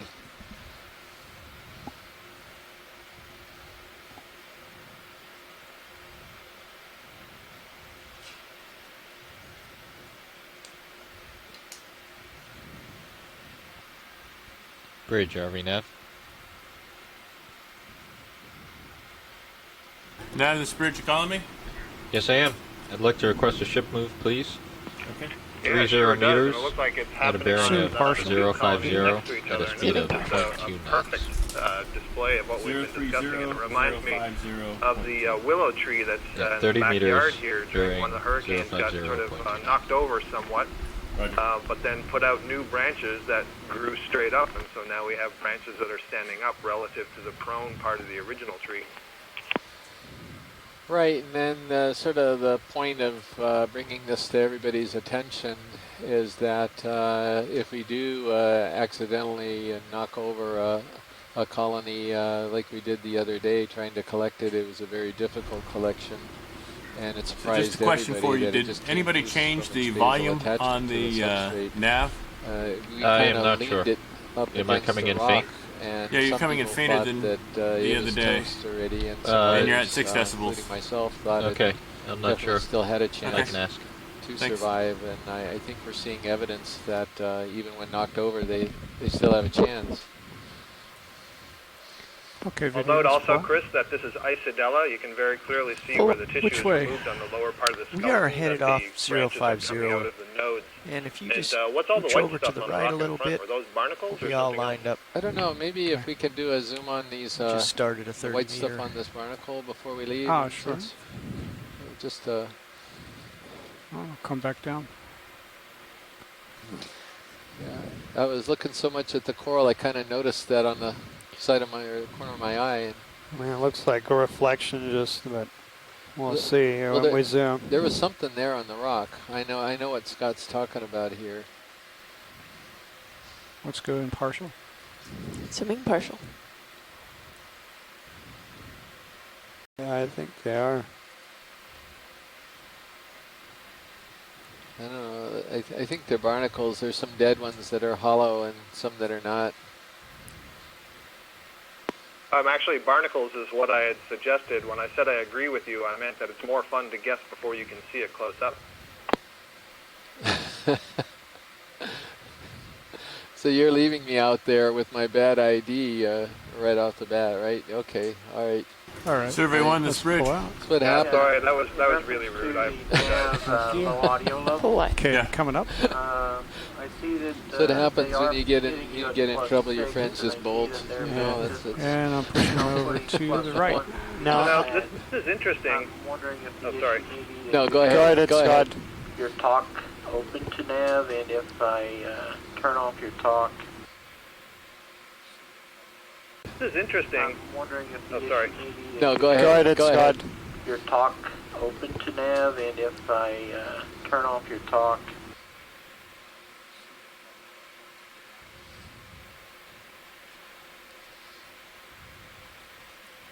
Got another one of these really tall sponges there in the background. Another one of these Calophacus.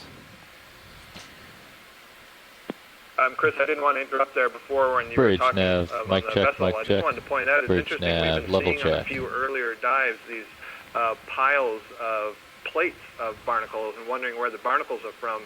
Now here we see a lot of very small barnacles, too small to have contributed those plates, but very small barnacles that are dead that have lost many of their plates, just their bases survived. Yeah, that's a good point. And there's one of those enormous sponge stalks.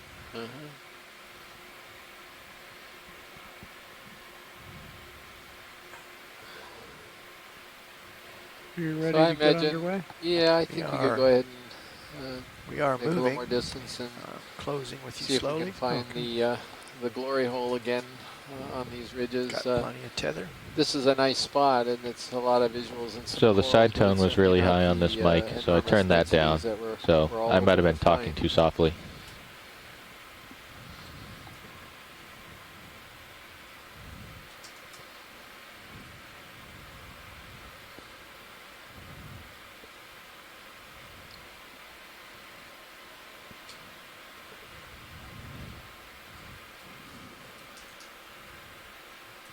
Hey Tara, can you bring up Sirius cam just a little bit and see off into the distance? See of course. What's...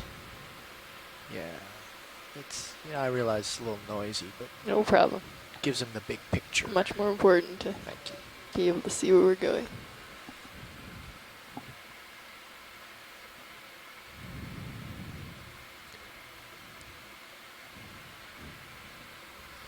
I wonder if we could do a snap zoom on these sponges here as we pass. Sure. Go ahead, Tara. Partial. I'll slow down. Survey 1, did you call the bridge? Yes, I was asking how loud you hear. So this is different. Nav now? Nav's great. Are we in any type of position to grab a sample of this? This is in the family Rosellida, I'm pretty sure, but not completely positive. You see what I can do here? It automatically dips it when your mic is open. Would everybody agree? Again, I blew it on the first one, but this particular type of vase is, I'm fairly certain, is either what we refer to as a rosellid vase or it's something completely different. So either way, we're going to get something new since we've never sampled the rosellid vases before. I don't know how difficult a position.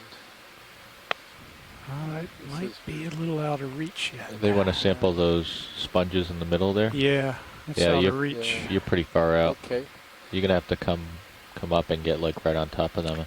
Might be able to get your two toes on the two big rocks. Okay. Let's see what that looks like. Well, you know how we, what we say here in Hawaii, if can, if no can, no can. So I think that's a perfect case in point there. Yeah, this is going to be difficult. Maybe rather than coming down, push into the two rocks with your toes. Yeah, I thought that might be a difficult one. Yeah. It's doable. It's not why I would try to challenge you to do it or I'm just thinking like, do it. Dave, you got to come in with the... Amy, that's definitely not fair. She's basically saying if I really want to challenge you, it's one of those barnacles. Which one? Careful, careful you ask for. It might come in with a huge rock attached to him. Do we have time to image it in sushi? Yes, while he's getting himself armed, as we say. This pilot okay yeah, please do, It should Tara. be a soft Thank you sponge, for asking.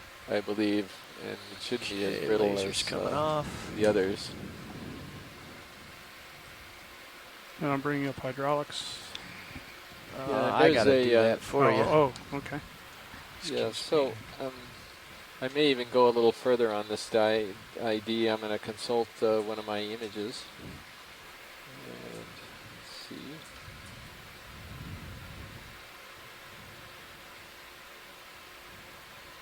So the trick on this one is going to get your arm over that so way. So it's possible this is in the genus Bathydoris. Yeah. Put that away. Again, these are very poorly sampled slow, here, and things you are pretty much know them as Bathydoris. Okay. So Hydraulics are on. There's a really good shot that we're looking Full at on wide, these please, species, video. a new record in front of us. And like bring up your mini Zeus. Thank you. In fact, right now, by the way, the Bathydoris is Watch in the the family rock Roselidae, right and I'm in front of looking you. through our various images of He's tilting up. what we think is a sponge, and they're all Bathydoris species, and so we really don't know this group at all, and partially it's because that's they've inconvenient. been very rarely You lost your toe, you moving. Yep. Yep, just watch the arm. Easy, easy, easy.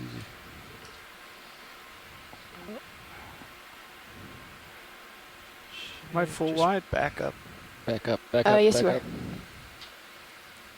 You have joy lock in. Oh, thank you. And so we'll go either in the port inboard or port outboard. So this should Pilot be okay to a Yeah, please Great, do, thanks. should Sarah. be a soft Thank you sponge, for asking. I believe, and it shouldn't be Okay, as brittle laser's as coming off. the others.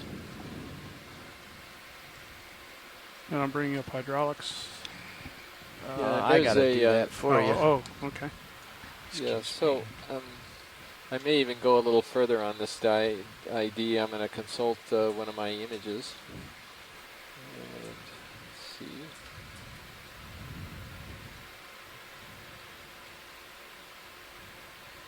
So the trick on this one is going to get your arm over that So way. it's possible this is in get the your wrist genus preset. Bathydoris. Yeah. And that away. again, then these are very poorly go slow, sampled 'cause here, and things we are pretty backwards. much know them as Bathydoris. Okay. So Hydraulics are on. there's a really good shot that we're looking Full at wide, on these please, species, video. a new record in front of us. And like. Bring up your mini Zeus. Thank you. In fact, right now, by the way, the Bathydoris is Watch in the the family rock Roselidae, right and I'm in front of looking you. through our various images of He's tilting up. what we think is a sponge, and they're all Bathydoris species, and so we really don't know this group at all, and partially it's because that's they've inconvenient. very rarely You lost sampled this box. So Thanks, guys.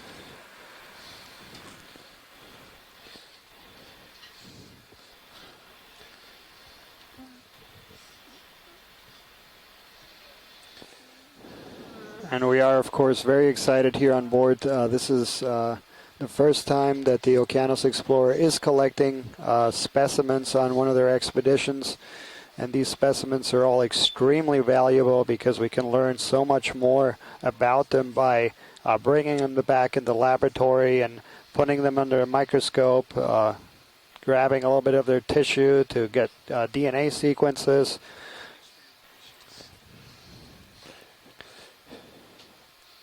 And as Jonathan mentioned before, the same goes for the rock samples. So by bringing these things back in the laboratory, we can learn so much more about them.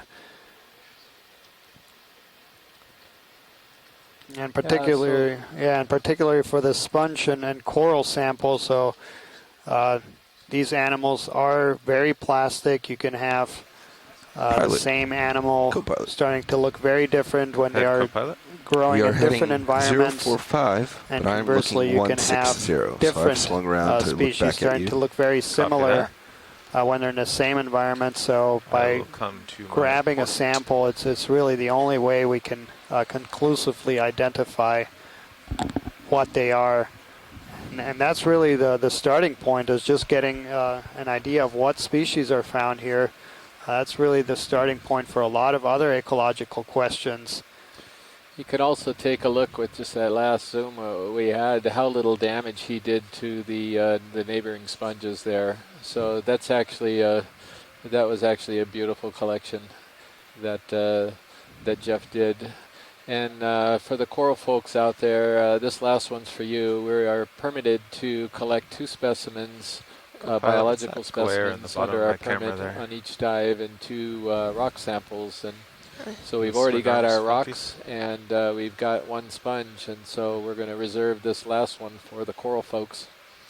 And they just need to point out when they see something that could potentially be a new record or new species for Hawaii, then sponge right below you. That's going to be our final Seems to be collection. changing as you turn your head around. Look at that swing arm there. Port.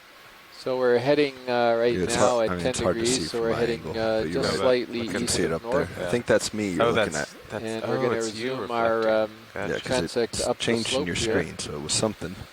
and good to see you, maybe yeah. again make a little bit of a distance here after we've been at So this come in site for a towards while. me. Keep coming. Coming in. And keep an eye out for really unusual things and requests for close-ups. The biologists online identified it very quickly. I had never seen it before, and so was absolutely amazed. It's a marvelous animal, and we're going to get treated to this thing again. Coming to the right. And I've forgotten the name of this. I don't know if you remember it, Daniel, what people ID'd this animal as.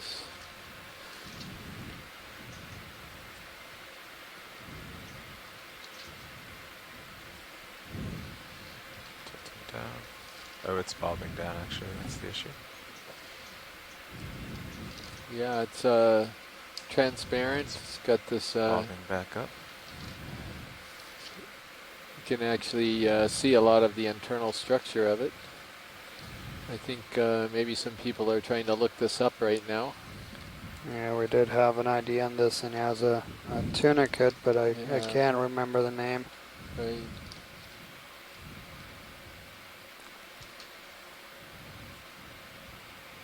Is that full in video? Yeah, everyone's agreeing that that's this is a full tunicate, macro. and I don't really remember I'll who just wait managed till to the come end, up with the name lift on up this here. animal. It was Scott. Scott? And it's, look at that, it's got a little Yeah, crab. I'm sitting here and I'm Yeah, trying to frame it. remember That the looks name nice. and I'm trying to find where I wrote it down, so I'll get it to you in a second. Yeah, and Daniel's flipping through all his notes as well. Right now, you know what? I could probably find the dive report on that. Right, I'll I've just got 'em get on the my stock computers. in there. Okay. And We're all then we'll gonna be And good. once you have a pretty try to shot, figure we'll out turn what this thing lasers on. is. Great. All right. Thank you, Byron. Here it is. It's Culeolus. The lasers Thank are you on. very much, Scott.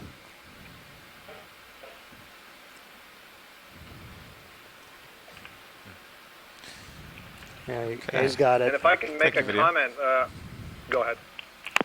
Go for it, Scott. Sorry, I think we were breaking a little bit there. I wanted to respond to Chris's earlier question about whether the sponge was more advanced or less advanced, given that you can sort of tear it up and it would continue to grow. And you noted that one of the characteristics of the sponges is that they don't have true tissues. That is, they have a series of cells, each of which carries on a function but doesn't organize into a particular tissue. So, for example, they don't have muscle tissue. They don't have true nervous tissue. They don't have organ systems like a gut or lungs or anything like that.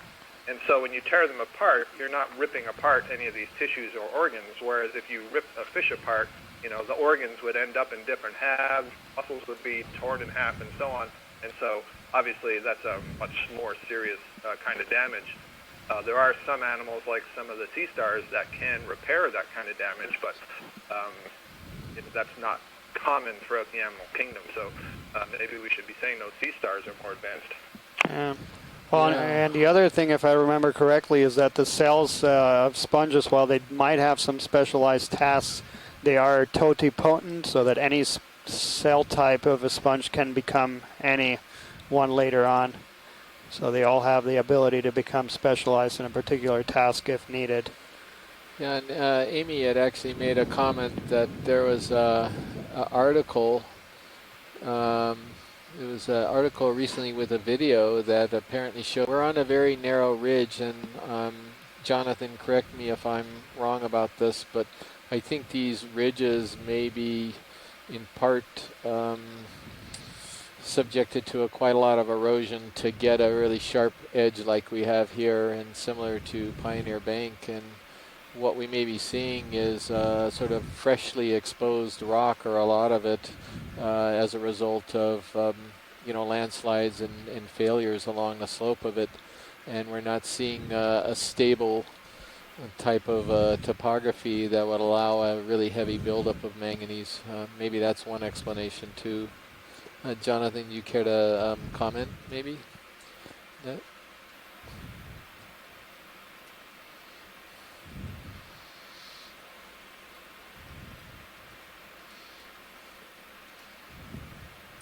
And we may be getting finally into a few more of the little bit higher density, but still not as high as we'd hoped.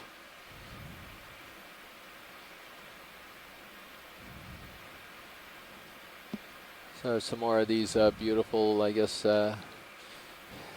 flabulet or fan-shaped colonies. Which button is lasers now? Second one? So again, those lasers are projected in parallel 10 centimeters apart, and that's what we use to size objects.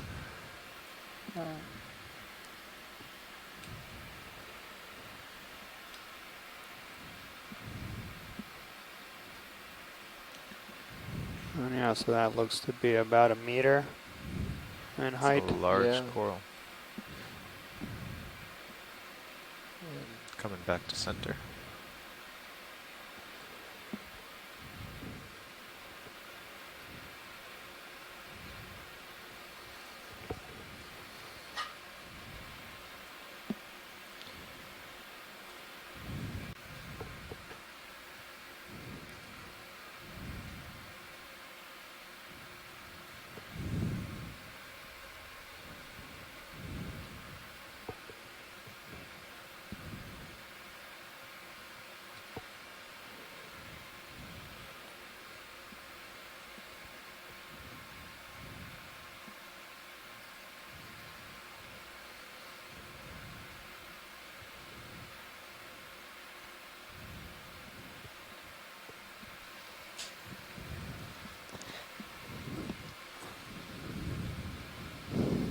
That's an interesting sponge. It's a beautiful example of what we are referring to as a Tretopleura sponge. Down here, they're very exotic looking. I remember the first time I saw one of these sponges in 2003 and was just bowled over by it. These things can be a meter or more in height. And have all kinds of things growing on them. yeah, And just have a totally bizarre shape to them.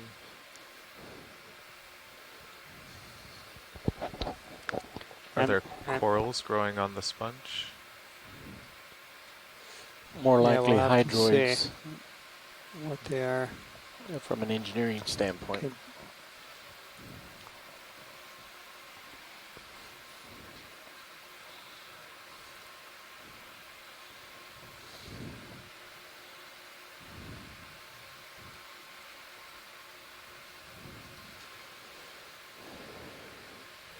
Okay, I'll give you a little update on our position from the Fledermaus. We're a little bit beyond waypoint 2, and we're about 400 meters from waypoint 3. So we are working our way up. I think we're on already on the steeper section of the ridge, where I think you can see from your monitors.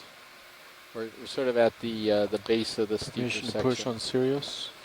So the steeper section will actually stay this steep for the rest of the dive.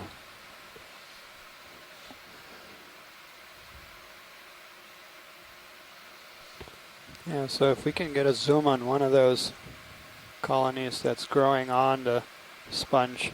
Sure. Video. And I would, I also think that they look more like hydroids, but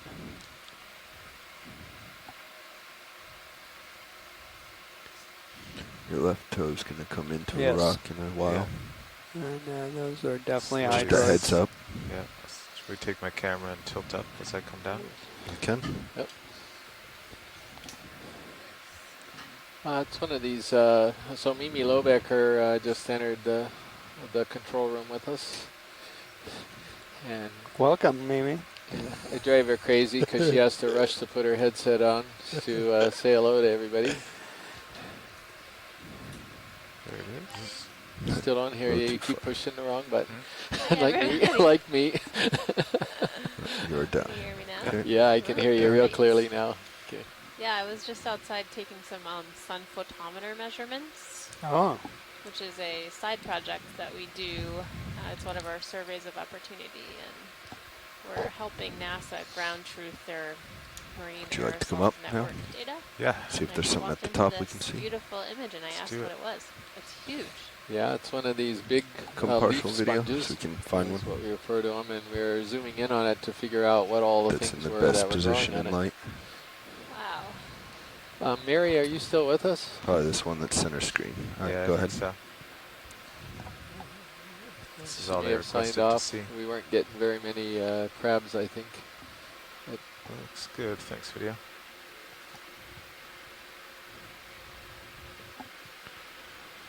Okay, starting to swing over you, but you're okay. You still Yeah, have it's some a leaf time. sponge in the background, and Do you have your camera back? hydroids and Yep. amphipods on Okay, them. video. Let's go what? And all types of stuff. we also had a squat Nice lobster, I lift-off. believe, on there. So every And time we I'll see just large slowly lift animals, off we get and away. questions Very about nice how can you pilot. tell how old it is? Do we have good ways of aging these sponges? No, not now. No, that's That's a difficult thing to do. and Alan Andrews yesterday from NOAA's Life History Okay. program was was Back to asking Okay, to my get full wide close-ups video. on that. So on some of these stocks, he wanted to get Yes, you are, zooms to pilot. see if he Both could see cameras. any kind of radial structures. lateral So if he around the could rock and count them, then sponge. that would be a way to try to age them. But yeah, we don't know.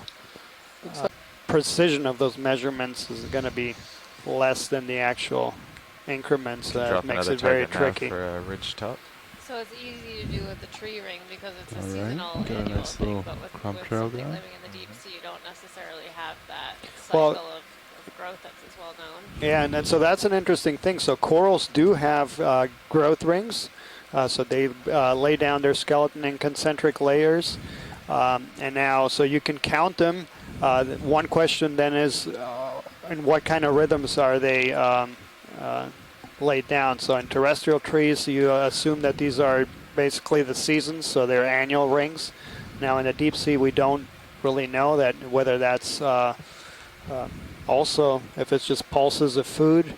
So you need to find some other alternate method to validate the rhythm of how quickly these layers are put on.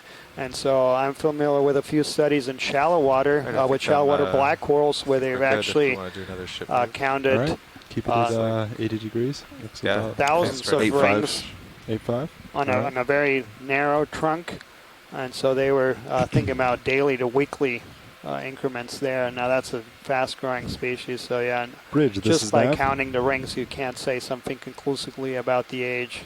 You want to see what that dot is on the bottom right of that big Now triangle? this bridge. Again, for those Hi, can I get a ship move those of you in the general 50 public meters who are Video? watching us at today, bottom of the the, 0.85 degrees the Long Beach at Aquarium 0.2 of knots? The Aquarium of the Pacific 50 meters, in Long Beach, 0.85 California. degrees, 0.2 knots. And we Roger. also have the Maui Thank you. Ocean Center. Greetings to the, both Just the bright one? the both Alright, the you can go in here. of those aquariums and their guests. Quick to see if it's. So just to let you know, we inertia or something communicate else? with Yeah, you're free to scientists zoom. through various means. And while we're talking to you, we also have a chat room set up where we've got quite a number of scientists right now logged on, and we're monitoring Dead their sponge comments and and a requests little piece of coral. just by text messages. So we also have scientists that are more are willing Okay. to actually call in and put in their requests and make comments. And then we also have scientists that send us emails, and scientists that actually are sent images by the community that is That rock following the there in dives, the and then square they'll when it's weigh in very and help us identify what we're wavy. seeing. And because he works for the monument, and they'll Yeah, put a plug in for SOAST, as we call it. It's one of the premier graduate education and undergrad education schools in the country here, particularly in oceanography as well as astronomy and ocean engineering. There's the Hawaii Institute of Marine Biology in various divisions and the oceanography department. And so it's a very well-rated school. We've got a lot of undergraduate and graduate students This out is quite a here that rich- are very interested in this type of thing, trying to understand the marine environment. And so that's me. I'm And- part of that whole school. And a nice transition. So my name is Daniel Wagner, and I'm actually a graduate from the University of Can we look at Hawaii the layers and of the rock? SOAS, the School in of the Ocean upper right Engineering, Science and corner. Technology. But I work for NOAA's You wanna zoom on Office them? of National Yeah. Marine Sanctuaries, and for for the geologists out there. Papahanaumokuakea Marine National Monument, the marine protected area that we're currently diving in. Okay, you're free to zoom. It is one of the largest in the world, over 140,000 square miles in size. So it is actually bigger than all of our nation's national parks combined. And then just go up from there. And it's also a World Heritage Site. The only World Heritage Site in the United States that is distinguished for both its natural and cultural resources, sharing this very special status with only 30 other sites in the world. So a group of experts from around the world have decided that this is one of the most special places in the world that should be distinguished and protected in perpetuity. And I hope that some of these images that you've been seeing in the last few days highlight the point. It is truly a remarkably special place. Yeah, and what's completely bizarre, because it's so appropriate given what we're looking at right now, is Geology and Geophysics Department, which is within the big within sponges SOAS at the down and left. University of Hawaii, Go and check we've that out. gotten a considerable amount of help from geologists. And what we're looking at, I'll get back to what we're looking at, is incredible pillow lava flows coming down this ridge. But let's take a look at this eel if we could, please. This looks quite different. Going to the Could yellow? you get a zoom in on him before no, he leaves? wants the eel. Oh, the eel. I thought you said yellow. Coming back to the eel.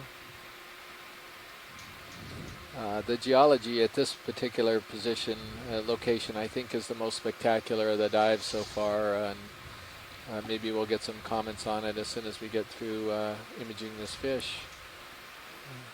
But what the biologist's interpretation is what you're seeing is huge flows of lava just coming right down this extreme vertical terrain we're on right now.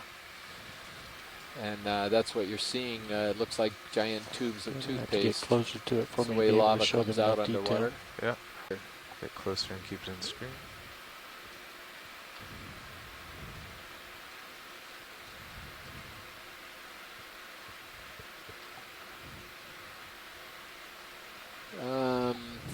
Bruce Mundy or Mackenzie or Astrid or anybody else, we're going to need some help here. Yeah. And this is the only fish we've seen on this dive. So I think it's, go ahead. Well, I think it's probably another snaffle-branched eel, but it's not the one that we've seen commonly. I can't tell though, looking down from the top, if it's a snaffle-branched or an Iliopine. Yeah, and so Bruce, it looks like it's an aphabranchid just based on the tail, that sort of almost upper lobe to the tail, or the appearance of an upper lobe that's typical of snaphobranchids.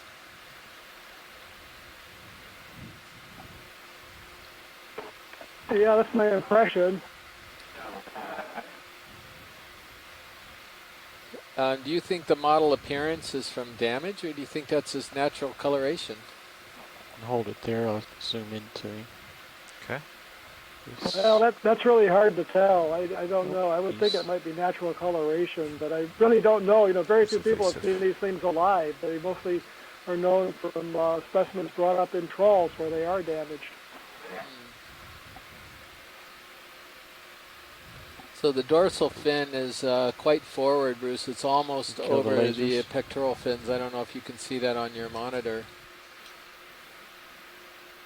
And there it is right there. I think you can see it. Yeah, I do see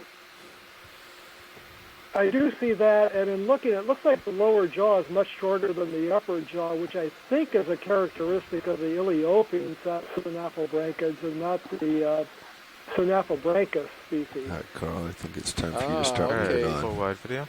I'm not quite sure what It's a will great increase long slope slope significantly. shot of these pillow flows, and I don't know if we could induce Jonathan to comment on the scene we're looking at right now. This is Jonathan Tree with the Geology and Geophysics Department here at the University of Hawaii. I think it's just a lump. But Jonathan, I just stepped out for lunch. Should be back shortly. Gotcha.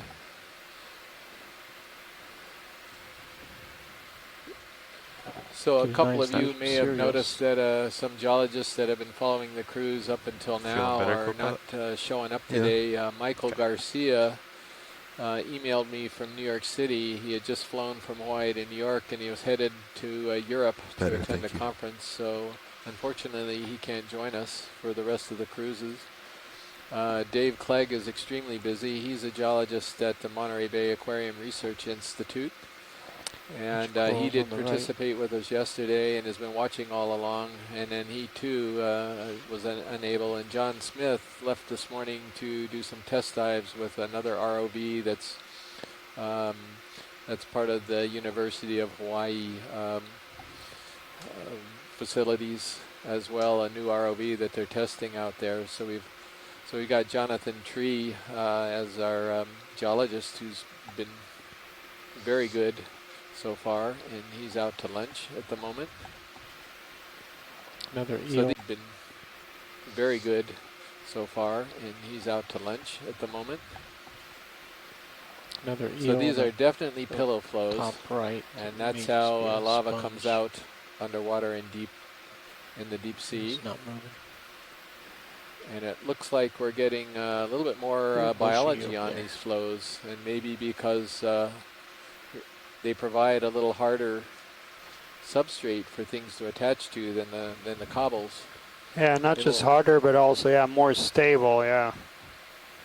But more biology on these flows, and maybe because they provide a little harder substrate for things to attach to than the cobbles. Yeah, not just harder, but also more stable. Yeah.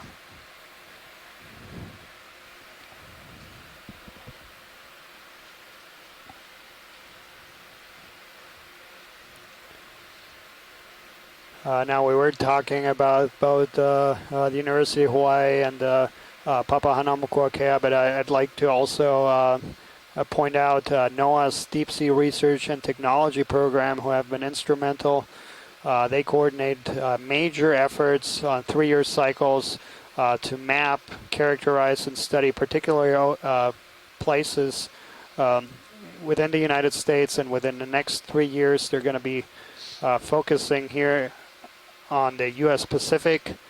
So they will provide funding for a upcoming research cruise on the Okeanos Explorer, just after our expedition that we're currently on. And they have been instrumental to really coordinate a lot of this big effort to study the deep sea and the U.S. Pacific for the next 3 years. Tina Molodtsova has joined us. She's working at the Smithsonian right now, and she's from Russia. She's a visiting scientist and very, very well known in the deep sea coral community, and we're very grateful to have her participating on these cruises, along with Dr. Scott France from the University of Louisiana at Lafayette, and Amy Bacco Taylor from the University of Florida. We have a bunch of people from the University of Hawaii, from NOAA, National Marine Fisheries Service, Department of Zoology in Hawaii. So this is quite a group effort here. We got Randy Singer chiming in as well. Yeah, that's a corallium similar to some of the ones that we've been imaging. They're gorgeous. Thank you yourself. Corals. I think we're going straight into Deepwater Specialists. Ophiroi. Co-pilot, we take tilt.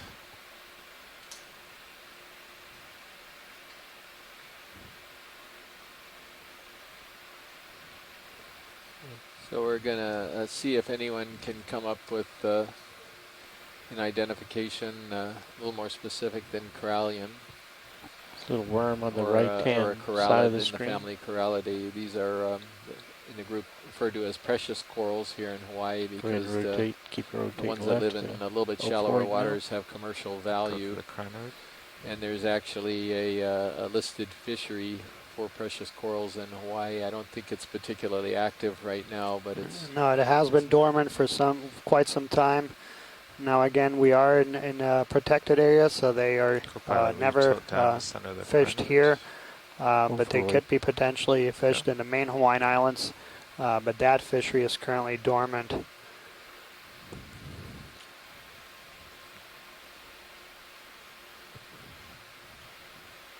So Amy was talking about the little holes in the skeleton.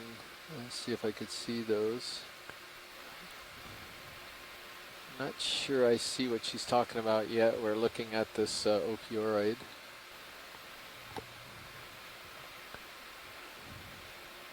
Someone's mentioning holes. Yeah, I think that's the arms of the ophiuroid. Yeah, I think those are the arms. Top now, Copilot. Yeah. Tilt up. But I think Tina wanted actually a zoom to one of the corals that's to our left, if I understood that correctly. I think we're ready for a full, All right. full frame.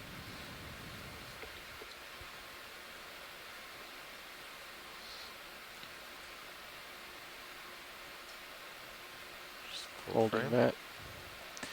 Watch lead, pilot. Roger, pilot, go ahead. I heard something about a coral to the left. Yes, I believe so. Okay. Just pan left. Okay, video's clear with this. So we've got some sponges to the left. We're not really Let's do a sure hard what you're rotate to the referring left. Tina. Yeah. But I also think it's not that critical. We've seen a few of those colonies. So I think we'll keep seeing them. So Bruce, our fish specialist, or one of our fish specialists on this dive, he just did some research on that eel that we just came across. And he does not believe it was a synaptobranchid eel or a cutlass eel based on his observation of the jaw lengths on it. Instead, he believes it's another type of eel called that's called a snake eel, if I'm not mistaken, Iliophene. And Iliophenes are pretty rare at these depths. At least we think up till we think they're rare. And so if this is correct, and if we can study the photos and determine if that jaw length, that observation is correct, then this would be a pretty fascinating new observation, perhaps of a fish that's never been seen before here.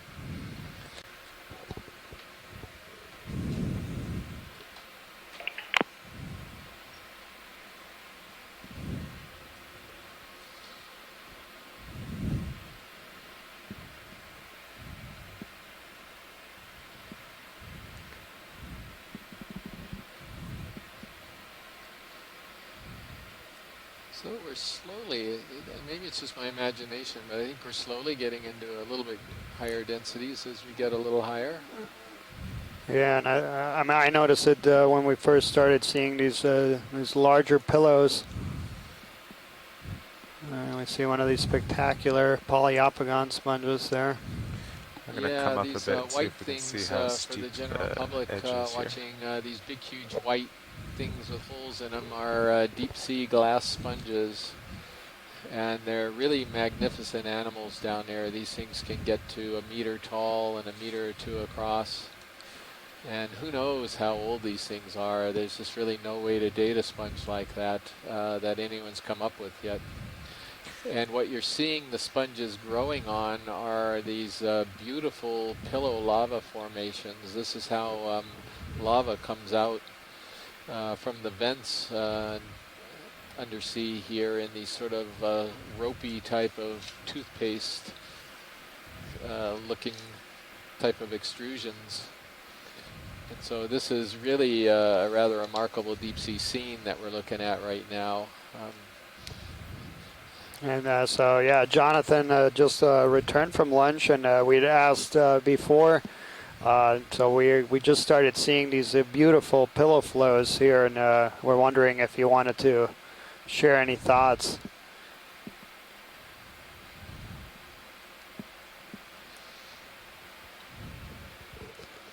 All right, pilots, are you ready for another ship move? Do you want to keep going at 8.5? And I think he probably may want to be eating his. He's probably went and got his lunch and is eating it right now. No, so he's just back. Oh, he's back. But I know I'm saying that he might be eating it there in the control center. So we'll give him a chance to eat and digest a bit Look at that before crack in that tube. tapping him Center again. Screen. And yeah, I am seeing a little bit of a higher density of corals So around 60 then? as we're moving up slope. I'd put the next one around.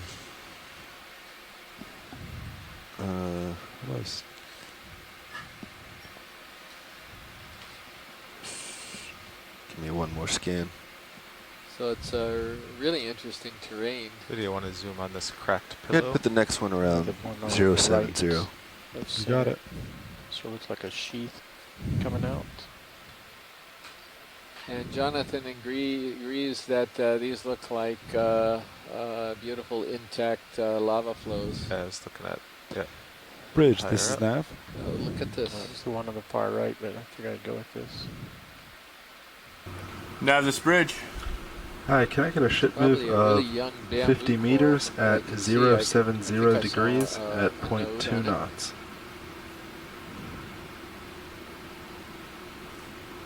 50 meters, 070 degrees, 0.2 knots. Thank you. That's a different type of glass sponge you're seeing, and in the distance you can see some corals. These are deep sea or cold water corals. They don't require light. They catch Ship move prey. happening. A lot of the shallow coral reef corals Thanks. are dependent upon sunlight because they have a symbiotic algae that lives within their tissue that helps provide their energy requirements for them. Down here in the deep sea, they're reliant upon catching things from the water column. They're filter feeding, and so are Could the always sponges. swing over the edge and see what's over there.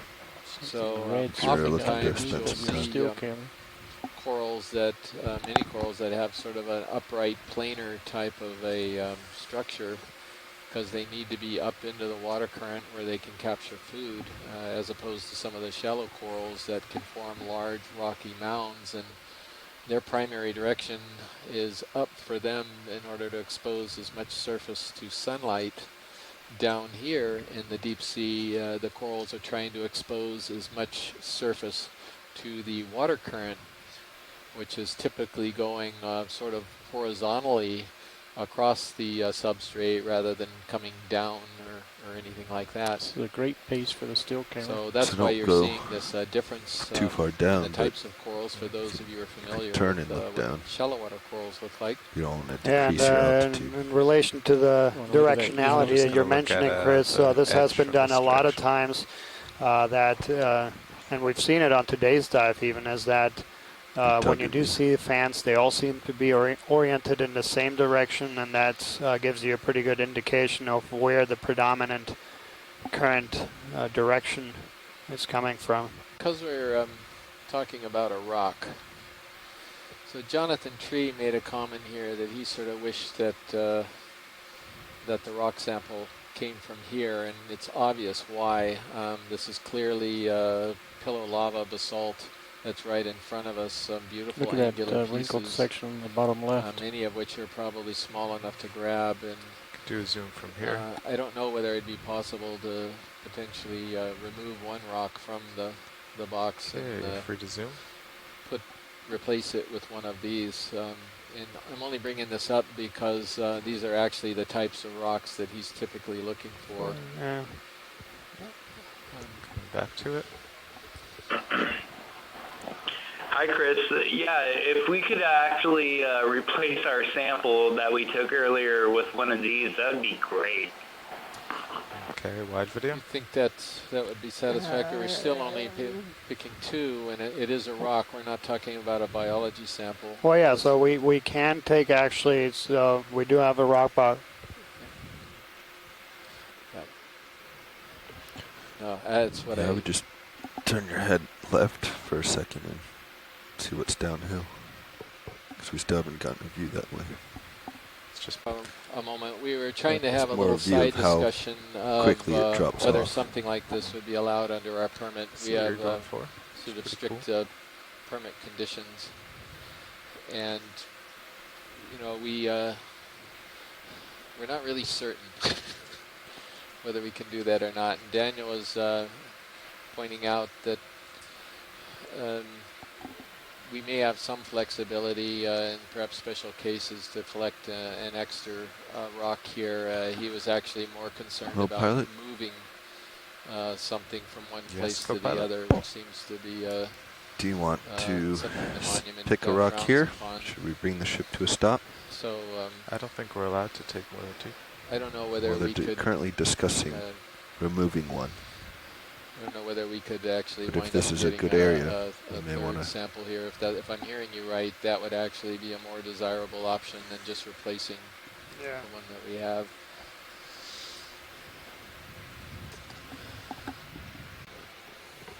So close would be better. All right, go for it here. Just lots of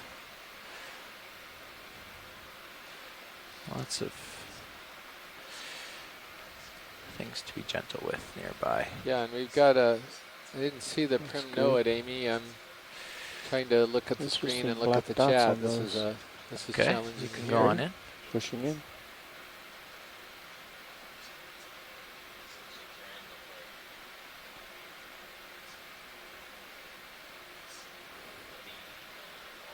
Okay, and hold this shot, then we'll go tight. this is a little bit different, but I still think it could be in the family unsanitary. It's a glass sponge, and this would be a hard sponge, which means it's brittle, and that's because it has a fused framework. And right next to it, you see an absolutely gorgeous the feather star. Excuse me, crinoid. Yeah. Yeah, so we've got a couple things here. And Amy agrees it looks like it's the lettuce-looking one, a lettucey looking sponge, which is in that family unsanitary. Next one. And you can actually see the frame in that shot. You can see... Yep, you need to stay up there. Stay up there? Yeah, at the top, right there. Okay. Yeah, so all of these are microscopic siliceous spicules that are in the sponge, or the parts of the sponge that are fused together I gotta move on. And give it some rigidity. Okay. Got a little behind on the watch change. Awesome. Beautiful. Thanks, co-pilot. Hey Chris, this is Randy Kosaki. Can you hear me? Yeah, hello Randy. Greetings, and I'm glad you're watching the show today. Fabulous show. I've been watching for days. But I heard you folks deliberating over whether to take that third specimen of Basalt. Just gonna do a little shootout here video to permitted to take get ahead. Specimens of rocks, but TSA can call the third specimen of voucher as for ID of type that you can take it. So it would be good to know if it's alkalic basalt or whatever it may be, so to identify the type of lava, call it a voucher and put it in your basket. Well, thank you very much, Randy. And Randy is a research coordinator for the monument. So this is fantastic that he is able to call in and clarify that. We had a ship call at the exact moment you were talking, so I didn't catch all of it, but I'm pretty sure you said that we are free to actually collect another rock here for the geologists. And so, Jonathan, I guess it's a matter of waiting to really carefully select the one that you want, and that's free.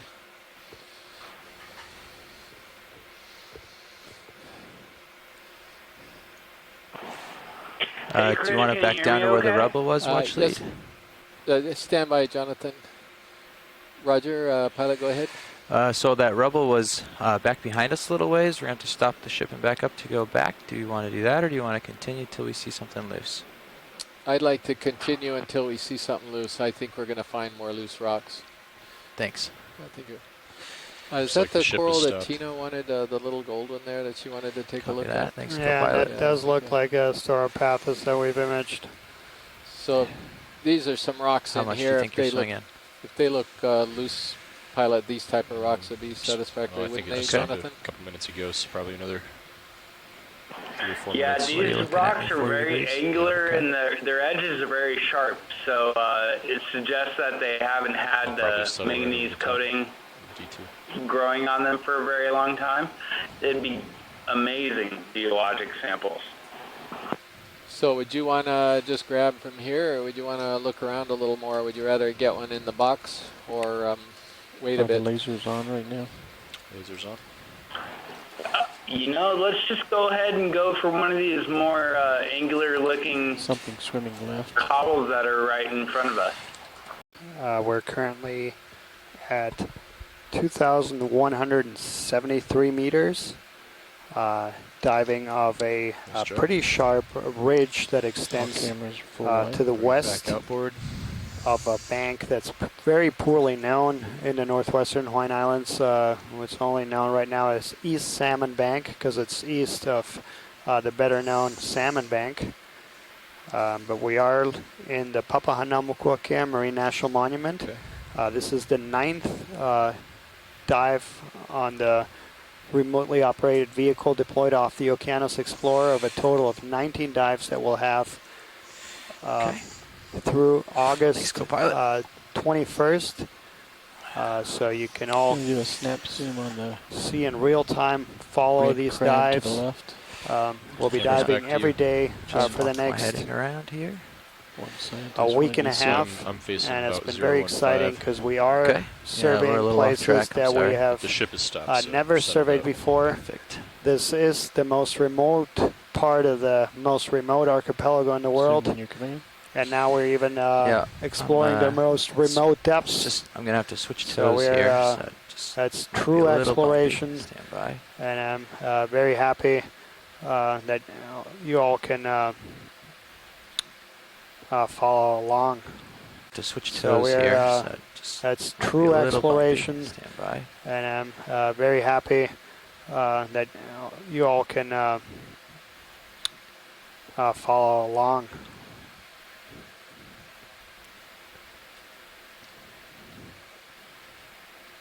You have Joe lock on, Jeff? Yeah, I know. Oh, okay. That's what's pushing me in. I can change my heading around with joy lock on. Alright, go on in video. It should hopefully settle out close by. Keep tuning it over. It's a crab with his anemone facing us. Oh, he's got an anemone on his back. Well, we can certainly get him from another angle. Let's just get a zoom on this angle first. Yeah, so this is something we saw multiple times. Coming around. And Scott France, University of Louisiana, just alerted us that this is hermit crabs who form association with all kinds of organisms, but with anemones too, and it's a very unusual and spectacular association. I've got my auto heading in, so it's oscillating a little.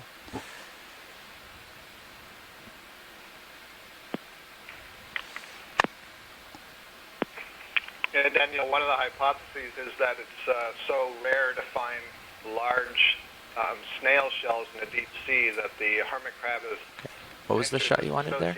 That shot, just kind of hold it in the center. These anemones are able to secrete a shell to sort of mimic the conditions of the snail shell, such that as the crab continues to grow larger, it doesn't have to keep trying to find new snail shells. Instead, it has this host that's producing the shell for it.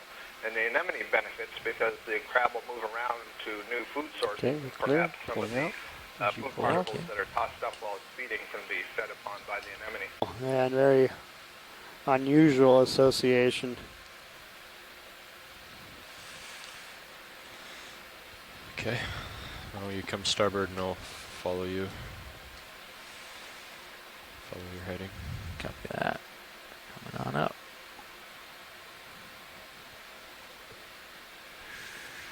What's your sense on the bearing of this ridge? Well, to my port is the big drop-off. It kind of isn't quite as steep to my starboard, so I can go have a look over there. Nav, sorry, were you calling the bridge?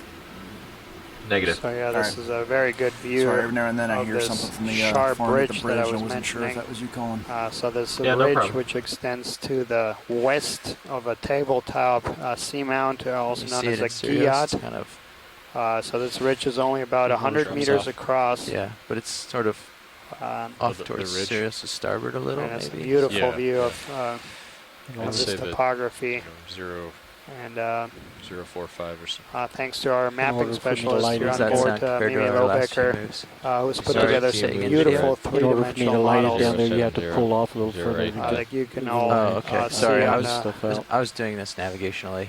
I can on fly the over there website if you of the want. Okeanos Explorer, oceanexplorer.noaa.gov. You can follow all of the dives in real time. And for those educators that might be tuning in on that website, there will be a lot of links to almost get vertigo background information I think to we the want to expedition. follow the ridge. I'm just having a look here.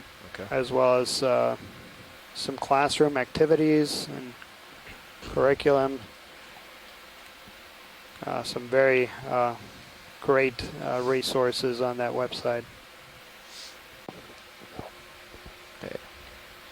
I'll line up somewhere in the middle of the ridge here and continue on. Okay.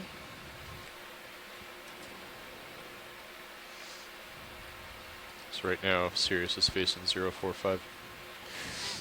But if you want to continue looking starboard, I can do that. Yeah, whatever you guys feel. This is fine for me, this direction. And we could do Jonathan 040 or something a little, Cree is just mentioning that we're most likely looking at the eroded core of pillow lavas. Or you think we need to go more east of just as this spectacular hear you, Jeff. glass You just gotta sponge speak up. in the genus You're just talking Poliopogon. softly, that's all. Well, I don't know if you've got me turned down or something. I don't talk much louder than this usually. Zoom in. You want to zoom into that whole center screen? Sure thing. All right, I'll do Maybe a 30 meters geological at note for 040. them. Sounds good. Okay, sounds good. Yeah, next week. Got a little bamboo coral with a sea star behind it. Yeah. And almost missed that. I was looking further upslope. You could see Bridge, some, RV nav. You could see some Still corals coming off to in the video, right there. sorry. Yep. Go ahead, Nav. I didn't quite I'd like to request a shift move. 30 meters at a bearing of 040. That move? You told me 040? All right, thank you.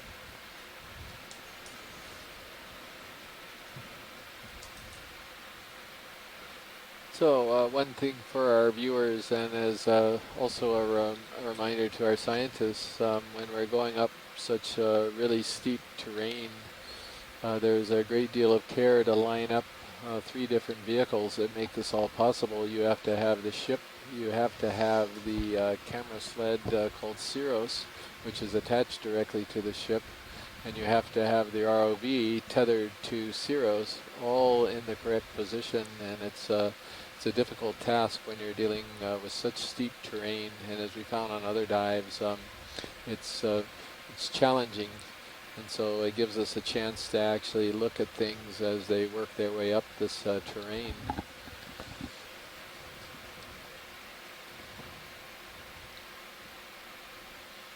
We got the lasers on by any chance? Lasers on.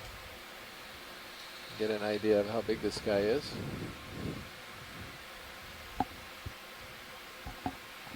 This is one of the when large you center up on it, you glass should try to have sponges the whole object in the image. family just trying to settle here. Ferramatidae. And it's in the genus I am full Poliopogon. on. And you can see how Strange, massive these things are down strange there. toe hold. So I'm just getting settled. Okay. Let's hold your they're, camera down just a bit as well. Oh, You got it. I've got it. Yeah, I can handle it. Yeah. Or you. They're a you keep fairly it. Go ahead. common Sorry. component of the You keep it. Hawaii deep sea fauna below 1,000 meters. What I don't understand is how common they are in other locations in the world. And I don't know if we can get Go for max Scott zoom. or Okay. Les or Still somebody, moving a who, little, but Tina, you can go on it. who've been on the maybe some of the Atlantic cruises, if they can comment whether they've seen any sponges like this over in the Atlantic canyons and Atlantic seamounts. Hi, Chris. It's Scott. I have not seen anything like this in the Atlantic seamounts. Oops. Oh, my tow haul doesn't want my heading over there. Like this or some of back these to other full. method ones that we're seeing. Thanks. Yeah, so I guess Might be it's tugging unclear each how other a common bit here when I heave. this Sirius whole is group on the way, though. is, Circle or whether Awesome. here in Hawaii we're Video's looking at clear with something quite unusual. Thanks, video. Obviously, Hawaii is a site of endemism in shallower water and even on land because we're so remote in the center of the Pacific. The deep sea tends to be more connected, of course. That's what everybody's assuming.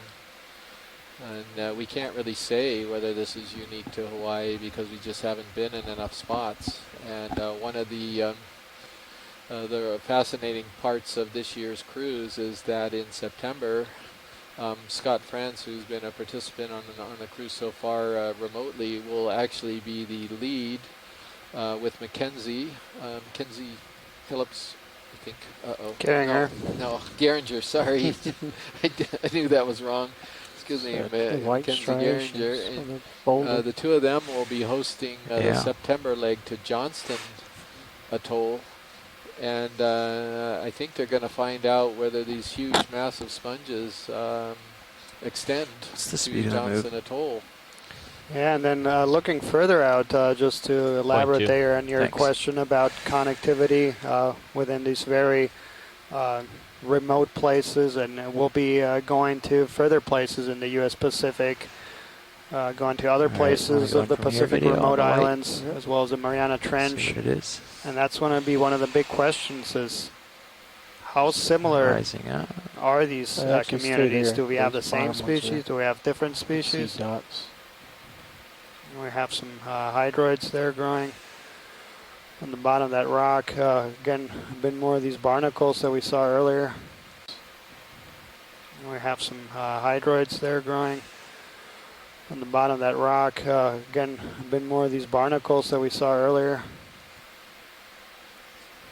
I guess we've seen these before. We saw them earlier, right at the beginning of the dive. Oh, we've seen them?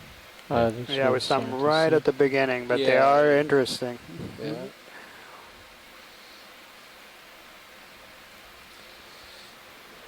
Yeah, just to update everyone, our current depth is 2,160 meters. We are hoping to make it up today to a target final depth of about 2,000 meters. We are going to leave the bottom diving on a feature that has never been surveyed before. And it's particularly fascinating because this is a Cretaceous seamount. This particular feature did not originate over the Hawaiian hotspot. Yeah, it looks like we're starting to get into a little bit thicker community here at this location. You know, nothing again as I would consider to be a high density coral and sponge area. Very modest density. There's some patches of organisms here, but in general it's been very modest density all day long. And that's our first umbellapathes, or is that? Some umbellapathes. Yeah. Which one? I can get a zoom on it if you like. Oh no, we're pretty certain, I think. Yeah. Okay. Thank you. Yeah. Yeah, I think probably our priority at this point in the cruise is to find a coral that the coral people can think might be a new species, and then to try to get to waypoint 3. So we're going to be going back and forth between the chat log and the video, trying to see what's going on and see if we can find something for them. So far today, most of the corals are fairly well known, or at least people think they're fairly well known. And this is another corallium that we can probably pass by. We got a lot of corallium shots today. And you can see call how common those black corals are just there. Finished this last one. See, Thanks, Nev. 5 colonies in view right now. Got the Staropathes in the back, it looks like. Yeah, and the front. Yeah, there's 4 of them right there. And back to your discussion there about what kind of coral we might be interested. There's a few people here in the chat room mentioning that they're soft coral or people interested in the octocorals. They're not as... Yeah. 055, 050, something like that. Good, Neff. We'd like to request a ship move 40 meters at a bearing of 050 at 0.2 knots. Stand by. Yeah. There's a lot of people smiling and winking in there.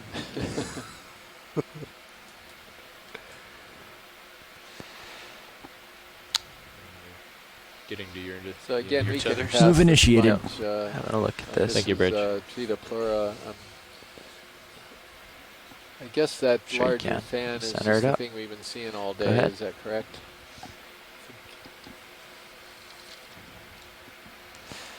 Getting to the less dead, more interesting part as we come around.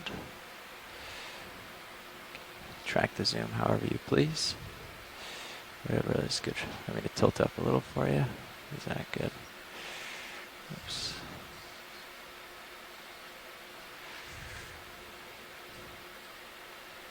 Yeah, this sponge here is a very common member of the community pretty much everywhere that we've been. It's Tritoplura.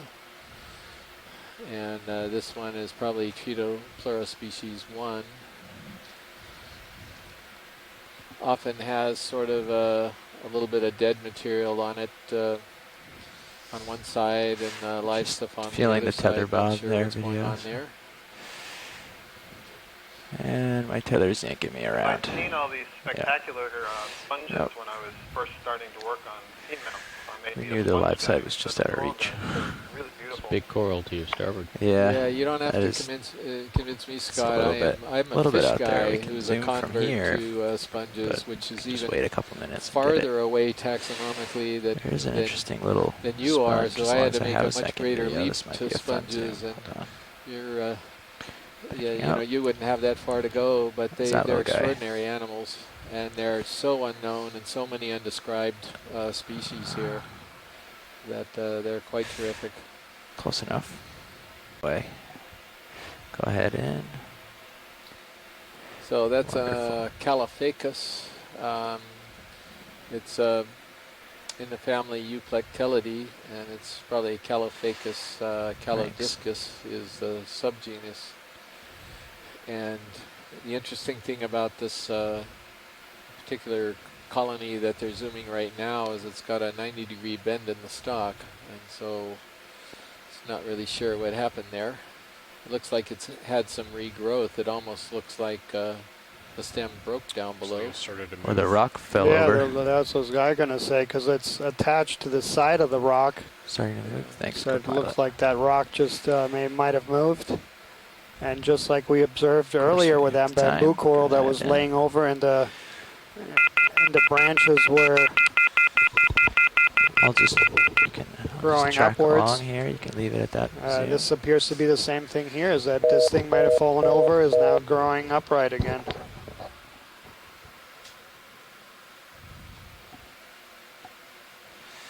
Going for the rock in the base. And then we have a few more comments here of some other fish people that also commenting that these sponges are amazing. Yeah, they really are. They're quite amazing. And what we're looking at right here at that little joint, it's possible that this had two stems. Ooh, look at the little guy on growing this. up. We have seen those are fun. a variety of this Calophacus sponge where they have more than one pom-pom on top. They'll branch, the stalk will branch, and you'll get multiple pom-poms. And right now, I'm looking in my guide right here. It's hard to say because this has only one remaining pom-pom if it did have two. But we're calling these multiple ones Calophacus new subgenus because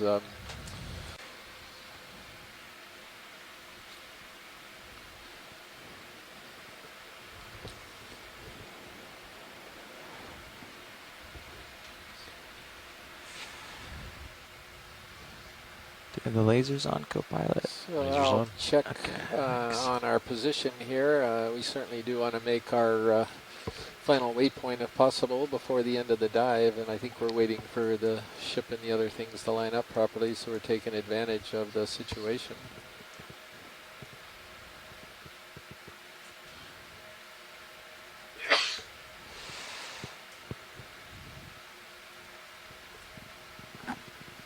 Go ahead, video. Expected time off bottom is 15:19 local. All right, we are working our way up this ridge. And I'll just give you an updated Are we going to be able to make waypoint 3, Josh?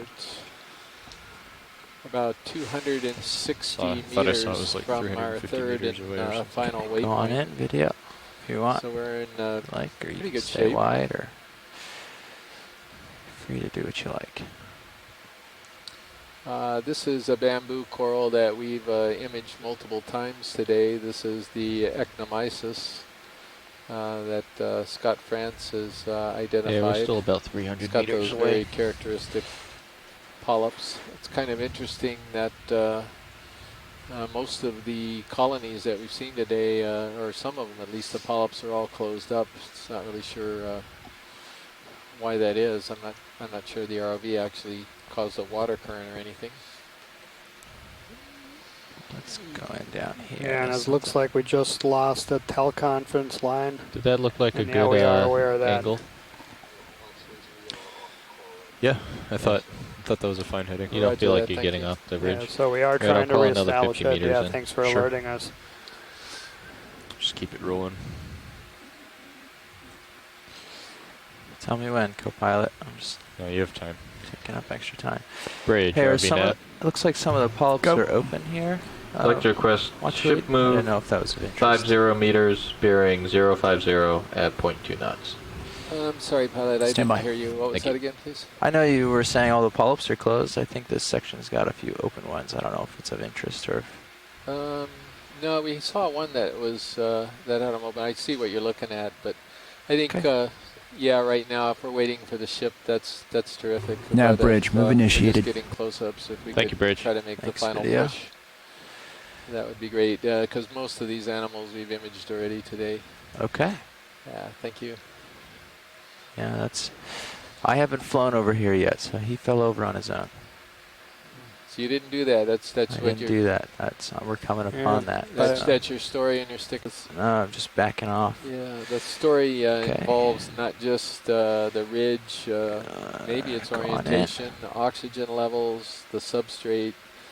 It's a complex set of conditions that would... And then the geological age, too. Lifting up. So I don't Sorry, know. I have to lift up. What type of There's a coral right under my toe. I don't want to squish it for the getting imagery of that. I boy, think that's I'm washing gorgeous. them around. That was a quick avoid a coral maneuver. beautiful image. Thanks. So let's video. see if we have anyone who's willing to... Coming down a little. It's not so blue.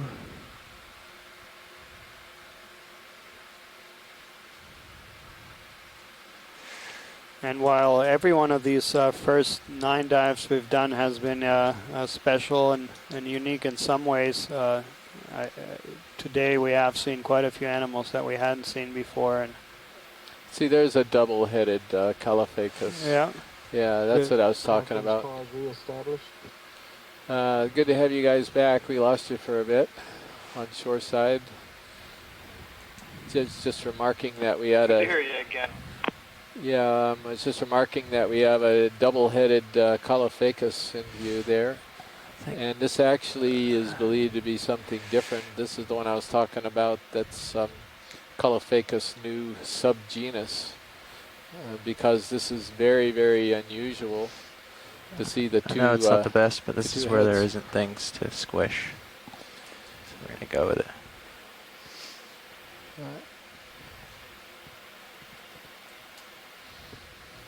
Yeah, that's the one I'm going for.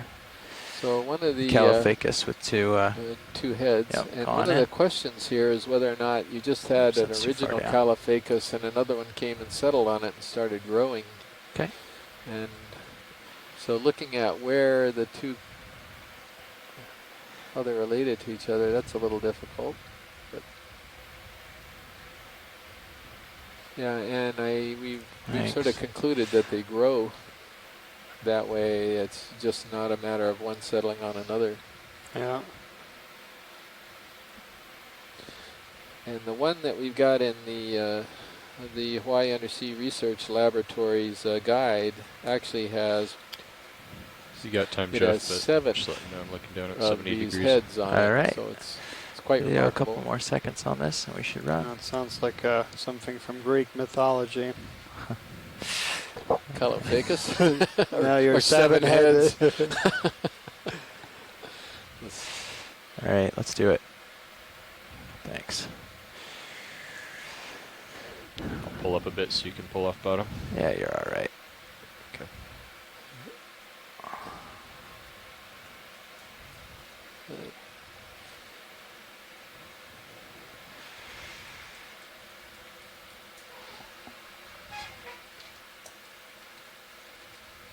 Another beautiful giant Just get sponge. lasers so he gets it for size. We don't need to zoom. Gotta keep moving, but there you go. Lasers on it. Just a little bitty sponge. Continuing on. Let's just leave lasers on until we go for a shot. A little clump of corallium.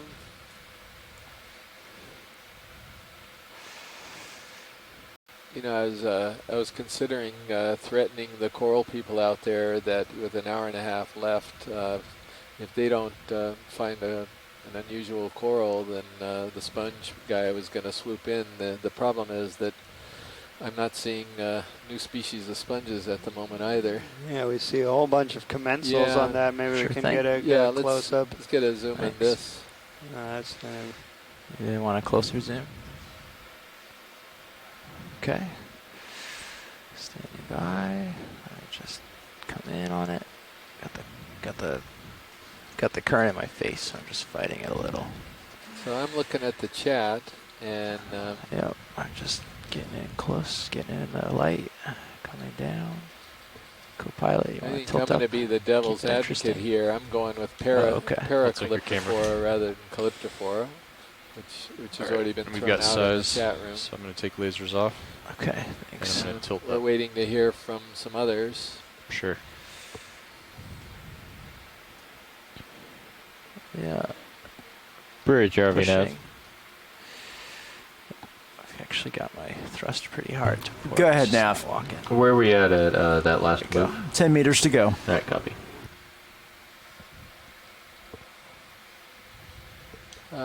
If Amy is still with us, I wonder if she's got an opinion on this one too. I've collected Paracalyptrophora before, and I think she probably has as well. Oh, sorry, it's a little touchy. I'll tilt back down here, get a better frame. There we go. 72 So degrees. All right. Looks like she's on. What's of most chat. interest? Because we want to not spend too much time here. Yeah, how about the left corner where all the brittle stars are located, and then you can get the Come polyps around and to the it. Come on in, commensals. video. All right, I'm looking down at you now, Joe. Thanks. Yep. I got your camera. Yeah, so so Joe, let me know the if calyces you'd are like to- hanging down. Yeah.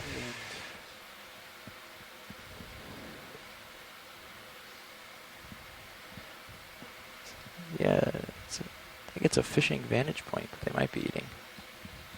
So Tina, the only thing right, we've Jeff, it's time to collected go. so far All right, video is 3. a sponge. Nav bridge, 2, moves complete. and that's it. We have Take a bridge. we have 1 biological to go, but our restriction, of course, is that it's got to look like it's something new that we have never collected before.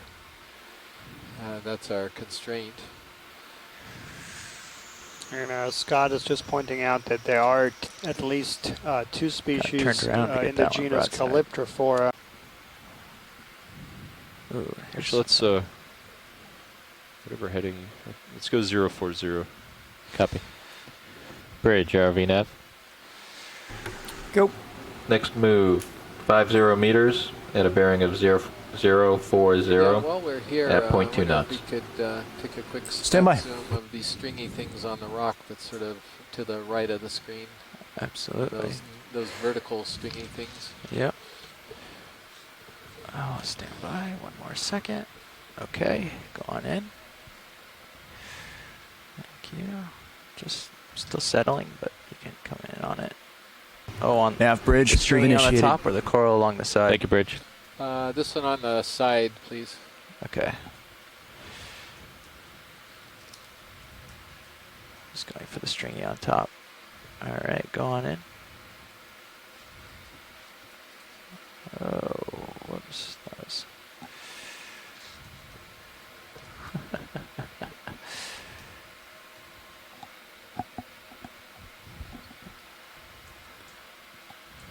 yeah, that's not the one I want. I'm moving a little. Okay. Yep, go on in. The lighting's not as good as before, but this will do. We've got time, but Yeah, I'm looking down at 70 drop degrees down now. or pan down as once you get on these. Particularly the long linear ones that are a little further below. Yeah, these guys. I'm pretty sure I know what these are. But Sorry, I've been typing a message here in the event log about possible collections and what's That's all of it? screen, but you're looking at a stoloniferous oxygen. All right. And stoloniferous means that Countdown from 10, and then I gotta take off. instead of growing like the sea fans that we have been observing, grow as ribbons or as mats. You can clearly see here just a fantastic image of a ribbon, and essentially one larva will settle, will grow into a polyp, and then it will bud off an adjacent polyp, and it will continue to bud into these lines.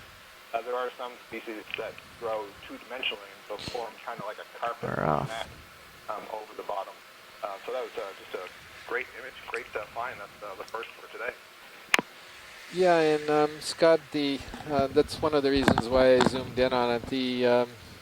We've got the Clavulariidae here, we believe, Telestula corrugata, and yeah, they're off see what else to my we side, got. actually. They're Testula headed in this direction. Spiculicola. I think we've seen all those sponges. And then we have something we call Telestula species 2, which is the yellow one, and it's not that one. And I don't know if that was any of the three, because we don't encounter these very often, and so we really don't know them that well.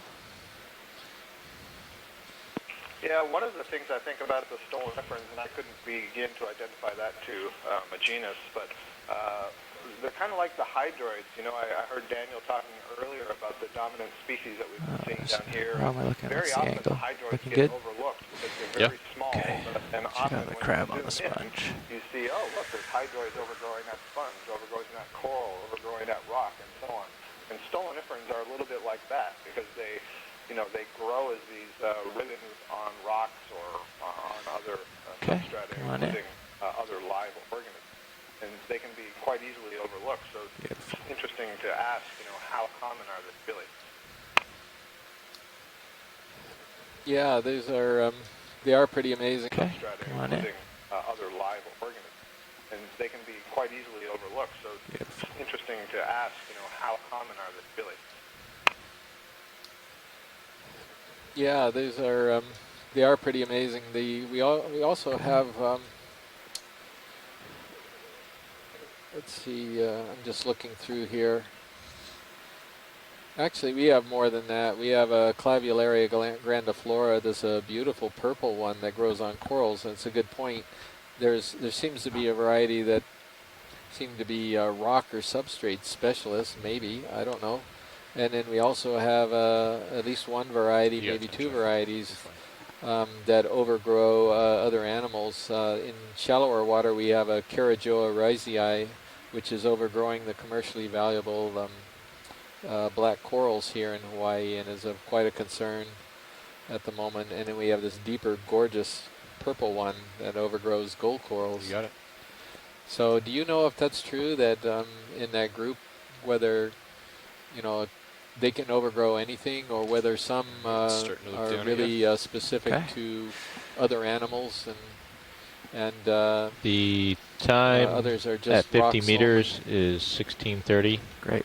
So time off bottom is 15. I'm sorry, the audio was sort of in and out there. Were you asking me, do I know if certain species are specific to certain kinds of substrates and hosts? Thank you. Take more than just a glance. And Yeah, like so to do that's that. a really good question. I don't know. I think that's kind of the equivalent of the question I asked you earlier about the way the sponge goes very on the top of interesting. that stock. It's a really interesting question. I don't know that anybody's actually investigated it. One of the many questions in biology that's ripe for some new students coming up who are looking for a thesis or a dissertation project. You just got to find an interesting situation in which you can study that. And here again we see another one of these polyopogon with the hydroids, and we'd seen one of them just like that. And back to your comment there, Chris, so the stoloniferous octocoral, so a lot of times they grow on I'm dead actually still a little material. behind, so that's good for me. So that is a common thing, video. that they are opportunist when sponges or corals, when something dies and the tissue is exposed, the skeleton is exposed. Stoloniferous octocorals can overgrow, and that is got a couple in zooms shallow of water those. at least. That's very common. Just It's exposed. Stoloniferous octocorals can overgrow, and that is got a couple in zooms shallow of water those. at least. That's very common. I just was thought it was interesting that I had a coral associate. So watch lead, this is Nav. This is interesting. Roger, Nav, go ahead. I don't think so. We It got wasn't a me. little less than an hour left. I haven't gotten there, and Just I'm dead. not really trusting at this point. Roger 15% that. is the max. So about how far are we from waypoint? Maybe just a 3? little eddy or something, or maybe the last time I hit the brakes, it's just moved up the hill from us. We're about 180 meters. Could be that. Could have been me. Okay. Well, I guess we'll just keep going. Yeah. Maybe we should take a quick look at this too. Okay. Maybe another one of these cases that Chris was talking about, where these sea stars Rise are up eating just a sponges. touch. You can go on it. Not really sure. No, I'll go up. I don't want to tilt. I like 3, 4, 5, 6. These almost look like 2, 3, 6 arm. Well, 1, 2, 3, 4, 5, 6, 7 arm Brazingids. How are we doing in the chat room? We got anybody commenting on this? for some reason I'm having trouble doing Gonna that. bring up. I wish I had my Brazingid notes to know what the number of arms are on. Starting to look down at you. Thanks. 75 degrees. Oftentimes, when in the species descriptions on these guys, they'll have a range of number of arms on a particular species, so it's not necessarily fixed.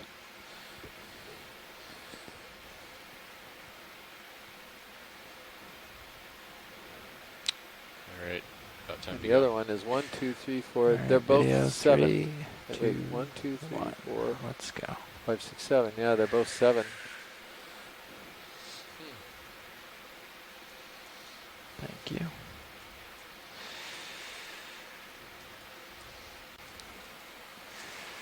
And what is this the same thing? More of these Yeah. sea stars on the. Looks like more. On the coral? Yeah, it looks like. Looks like maybe 2 different species. Yep, as I fly, still a little bit behind. Or is it? Again, they have a small number of arms for Brazingidae, at least in not. That's trying to see No, here. that's all the same. Yeah. So there's 1, 2, 3, 4, 5, 6, 7. Brazinga alberti. Time to push ahead, Jeff. All right, thanks, video. Is Coming one that out. has a lower number of arms, at least what we're calling alberti in our gallery. And we are getting into a higher density right here at the end of the dive, it looks like. What do we got going on in the chat room here? We just got it back. Okay. Pushing No, on where and we it's a little just lost the barren chat here. room. According to the Shucks. Sirius sonar, we're on a good track. Awesome. 040. Can you branched bamboo inform me coral when that we the finish climate this is move? sitting Yeah, go on. ahead. Yeah, roger that. Swinging Thank you. right. You Actually, Yep, go ahead. Hey Josh. Yep. I can see the side of the ridge coming into view. In Sirius, you see where those sponges are. Yep. So we may need to adjust that bearing a bit. Wow, that's gorgeous. To more of like I'm not sure that's what we've 050. sampled, but we've seen them before. Something This up beautiful there. purple Turning my head to on a see. previous dive, not Like- on this dive. Yeah, maybe he's. I can barely hear And you. you see the Sorry. extremely long tips of the arms Yeah, that are maybe completely 060. bare. 060? Yeah. He's got Okay. them wrapped underneath him, but if you see this one right here, Bridge, RV Neff. right there, this is something that might Go ahead. actually Can we be adjust in that the heading to teloprimity. 060? It's a feather Sure, star. stand by. Thank you. Thanks, Josh. And again, that's one of the... Chris, while you were looking at those extremely long arms, I was noting that the bamboo coral that it is sitting on has extremely long needles, sclerites. That You're right. You can see them through the crinoid.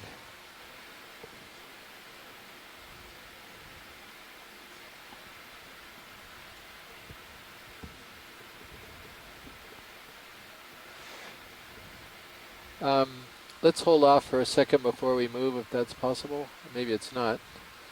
Just have Got a another little look bit at of this time. bamboo coral that the crinoid is sitting on. Okay. You saying you want us to hold up the ship for this? Watch lead. Hi, Chris. I think we you said cut you out. just Did you wanted hear to what I had get to a say view about of it. those needles? Okay. Yeah, you said they're Zooming on them now. yeah, you said they're extremely long. That's why I requested he go ahead and take another look. Right, yeah, this is a great view. You can see the tentacles have been folded over towards the mouth, and you can see these really impressive, presumably defensive sclerites. Nice view, thank you. Yeah, you're welcome. Yeah, thank you very much. Good overview of this feature. I'm gonna rise up a little. Actually, a couple of people, yeah. What we get? Yeah, so there's Paraborgia arborea. or corallium, so hard to say from that difference, from that distance. A few more of your Trudopleura sponges. Something kind of large coming into view. Yeah, it you see seems it's like. serious. Yeah. And Got a that big beautiful sponge shot coming. showing the orientation of all of these animals, all parallel to each other. And that's interesting because we're looking at sponges, pink corals, black corals, Rising bamboo up. corals, all growing into same directionality here. And there's another one of these massive stacked sponges. A very, very large. He's got a stronger That's rock a hold. real treat. That's huge. Yeah. That's like We got lasers it's on. almost as tall as D2. Yeah, this Yeah, is... lasers are on. Go ahead. They were on. Yeah. Okay. I just have to rise up high enough for them to hit it. Like something out of see War It's of so the tall. Worlds. I'm 5 meters off the true. bottom here. Yeah. It's hard to say what There's the the direction lasers of the on it. current is. It's so light today. The ROV's heading is about 32 degrees right now, so it's sort of northeast. That's fine.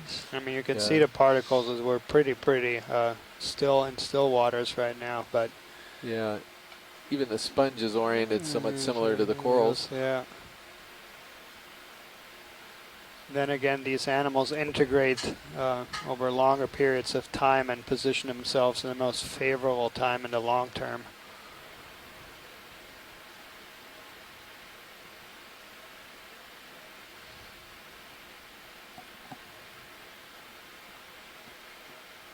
Yeah, spectacular imaging.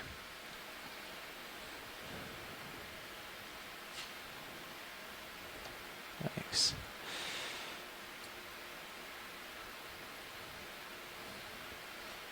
So if you like that, Scott, I'm going to see if I've got any spicule images of this guy on my iPad. I put some of them on. All right. But the Thanks, spicules, the microscopic Is there any, structures do you want a macro on it at all, or? just as fascinating. And Yeah, yes, I stand do. by just How one about second. that?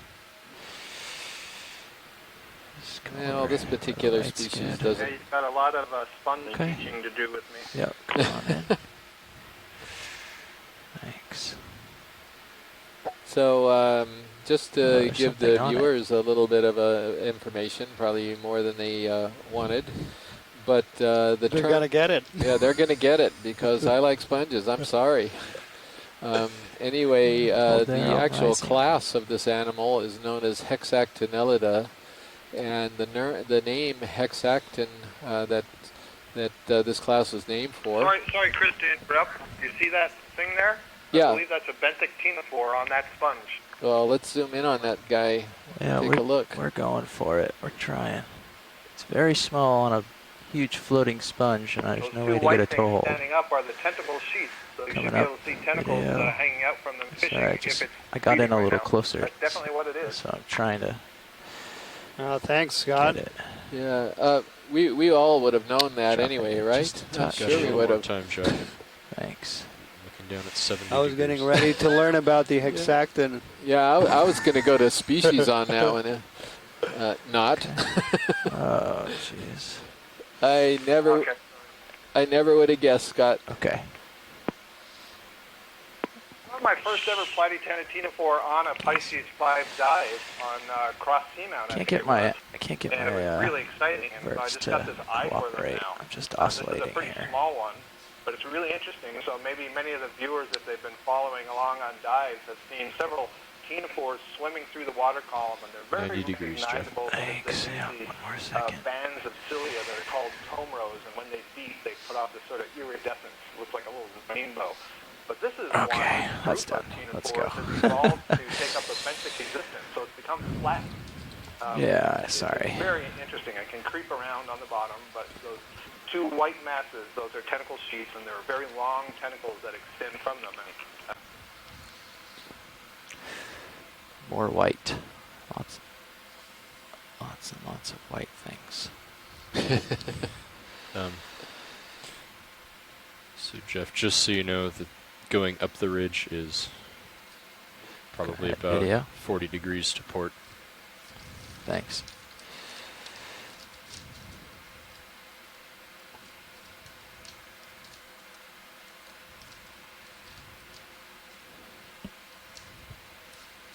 See the branches shaking from the current going by. Yeah. So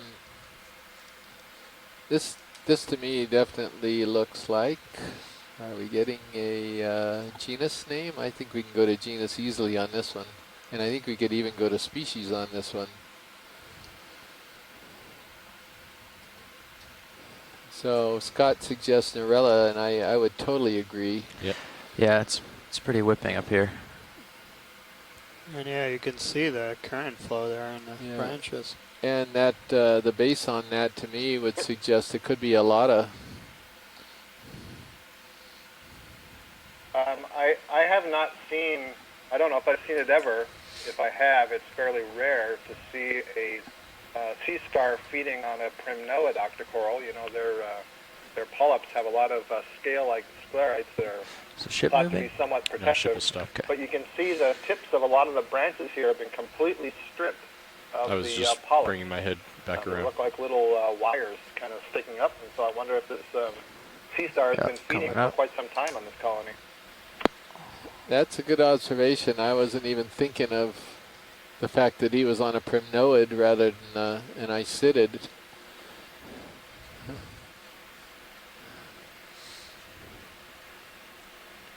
Wow, look at that. That's a beautiful shot right there of the polyps. There's actually, it looks like maybe 4 polyps in a ring. They're all sort of attached at the base next to one another, and they're pointing down. And you can see these sclerites that look like these sort of ringed plates, and the plates kind of cover them. They're bent over. The tentacles are retracted, so you can't see them right now. So are you looking see down very at me? clearly that bare skeleton. What happens if you swing 040? That's the direction of the... Probably that sea star. Up, right? Up the ridge of We 040. started going 055 to 060. Oh, okay. Yeah. So what happens if you swing that way towards the move? Well, you can see in Sirius sonar. You could also come down a little if you want. We only have 8 minutes left. We're just looking over to Actually, some of our 8 minutes side till off cameras, bottom, and you right? can see the so we need to start current setting up is in a few zipping minutes. by. Yeah, why don't you start stowing? Okay, you got it. Your light's going to change video. He's going to start stowing the arms. Starboard upper is the slowest. Right. I'm not going to quite get that going. I remember that from yesterday. A little bit. I probably took it about 15.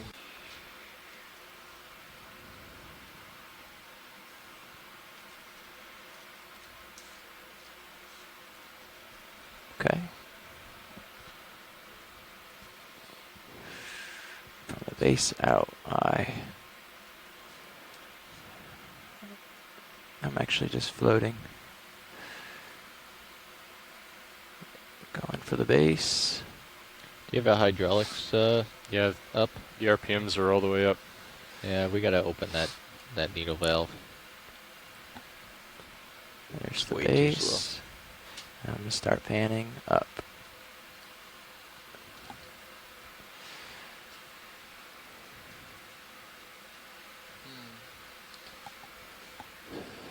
So what are we seeing in here? Andrea thinks it looks like a Paracalyptrophora.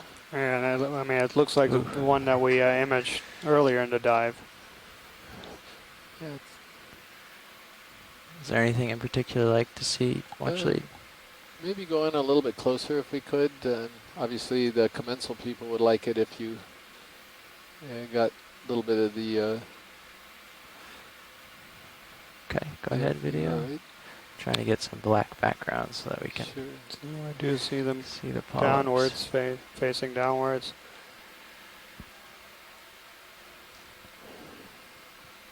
This current is whipping. So, all right.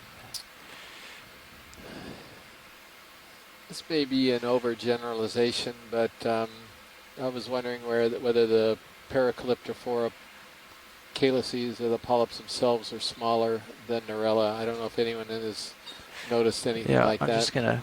I have a toe hold right here, so I'm just gonna be able to. And we lost the chat room again. Yep. Pivot around here. Yeah, we're getting there, Josh. Yeah, Took about 3 minutes. Yeah, I think that's stowed. Okay. Oh, video. This toe hold makes it just out of reach, doesn't it? We didn't see the zoom well enough. The video froze up, so we don't have an opinion. But what I saw didn't look like Narella anyway. Yep. Go ahead. Thank you, Scott. Okay. Yeah, we're gonna. Yes. Take it a little farther as I come. To the right, forward. and then stow Your it. light's gonna be racing around. To the right. Yeah, you want to bring those to the right and then stow them. Okay. Because they can hit. Oh. Yeah, we're trying to get you one more I shot. I there, didn't Scott. swing it right. Okay. Well, no, more it's if you just want. the reason you want to do that is because it can come in contact with the arm if it's all the way out. I see. Yeah. Okay. So it's good practice to Make bring it all the way outboard. Okay. And then stow it. Is that full zoom? Yep. Oh no, there we go. Copy that. Thanks, Josh. Yep. And that one's Can kind you of see, snappy. Daniel, are the polyps and threes That's there? stowed. Yeah, it looks Thank like you're right there. One just facing one side of the these are all fan, and then in groups of 3. Give the drawer another close. Yep. Creeped out a little bit. And then These polyps are sticking out more or less horizontally. They're not oriented downwards. They don't have the large. Okay, video. Much faster. Whenever you're ready. Right, so it's at least not that. Okay.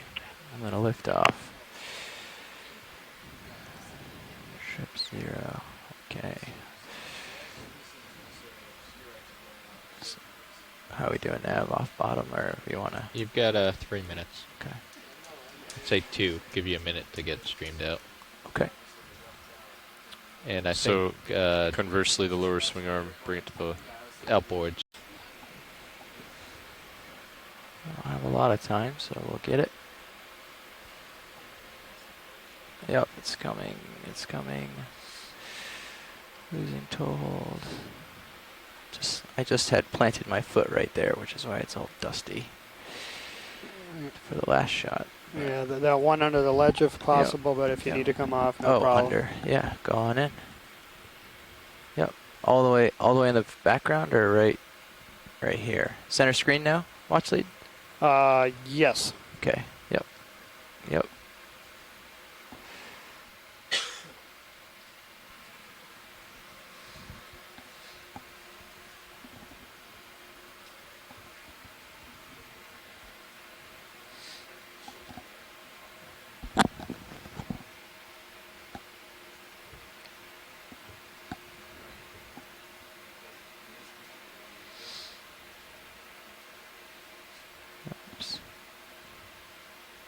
Thank you. Yeah, so we are looking at a pink coral there, corallium. There's not much in the way of a toe hold, but it's interesting. It looks like he's webbed.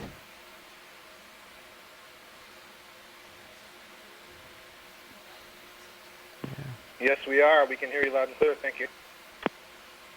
Yep, hear you at IRC. This skeleton looks like it's been really. I'm feeling tether bob. I can. I was trying to figure out what's going on with my toe holds. Sorry, Scott, we I just lost you there. Adjust my altitude. Yeah, that's all right. No, you're fine. Because I figured we were coming up pretty soon. Yep. Well, I was like wondering why I was having such a hard time.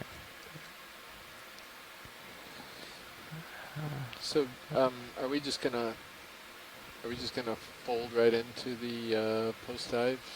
Is that it? I'm It just is throwing time to this go. out to get All some right. feedback from people. Yo, time to go. We could just go ahead and do it right now. Everybody's here, and lifting off.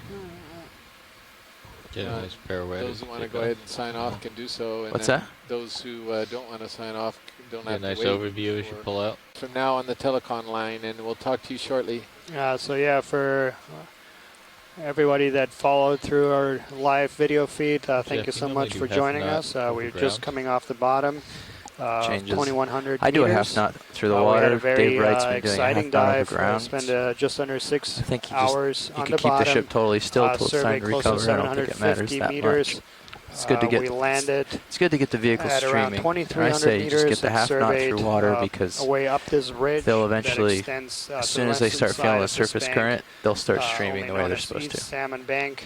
So we collected a couple of very unusual sponge looks samples. like we're about as set well up, as some, Josh. So rock samples. call it in. Wait until you guys sponge get off samples the are likely to get off be the new bottom. We're species, sort of heading towards and a ridge the feature rock here. samples So are going to be particularly interesting yeah, very that good. would be geologist, very partners. unfortunate. We're interested to find out That's why more you're about the the nav. age of this All right, particular I'm pushing feature, against how you. it might have formed. You can come out of auto so heading. we're very excited with what we auto heading, achieved on this and dive, and should I hope start everyone coming can up? join us tomorrow. We have What's that? another Should I start dive coming up here? Absolutely, yeah. Bring it to up share with you. slowly at We'll be first. diving on a feature that's just to the Ramp it west of us, East Salmon Bank, and yeah, thank you so much for joining us, and wish you all a good evening or afternoon. Aloha.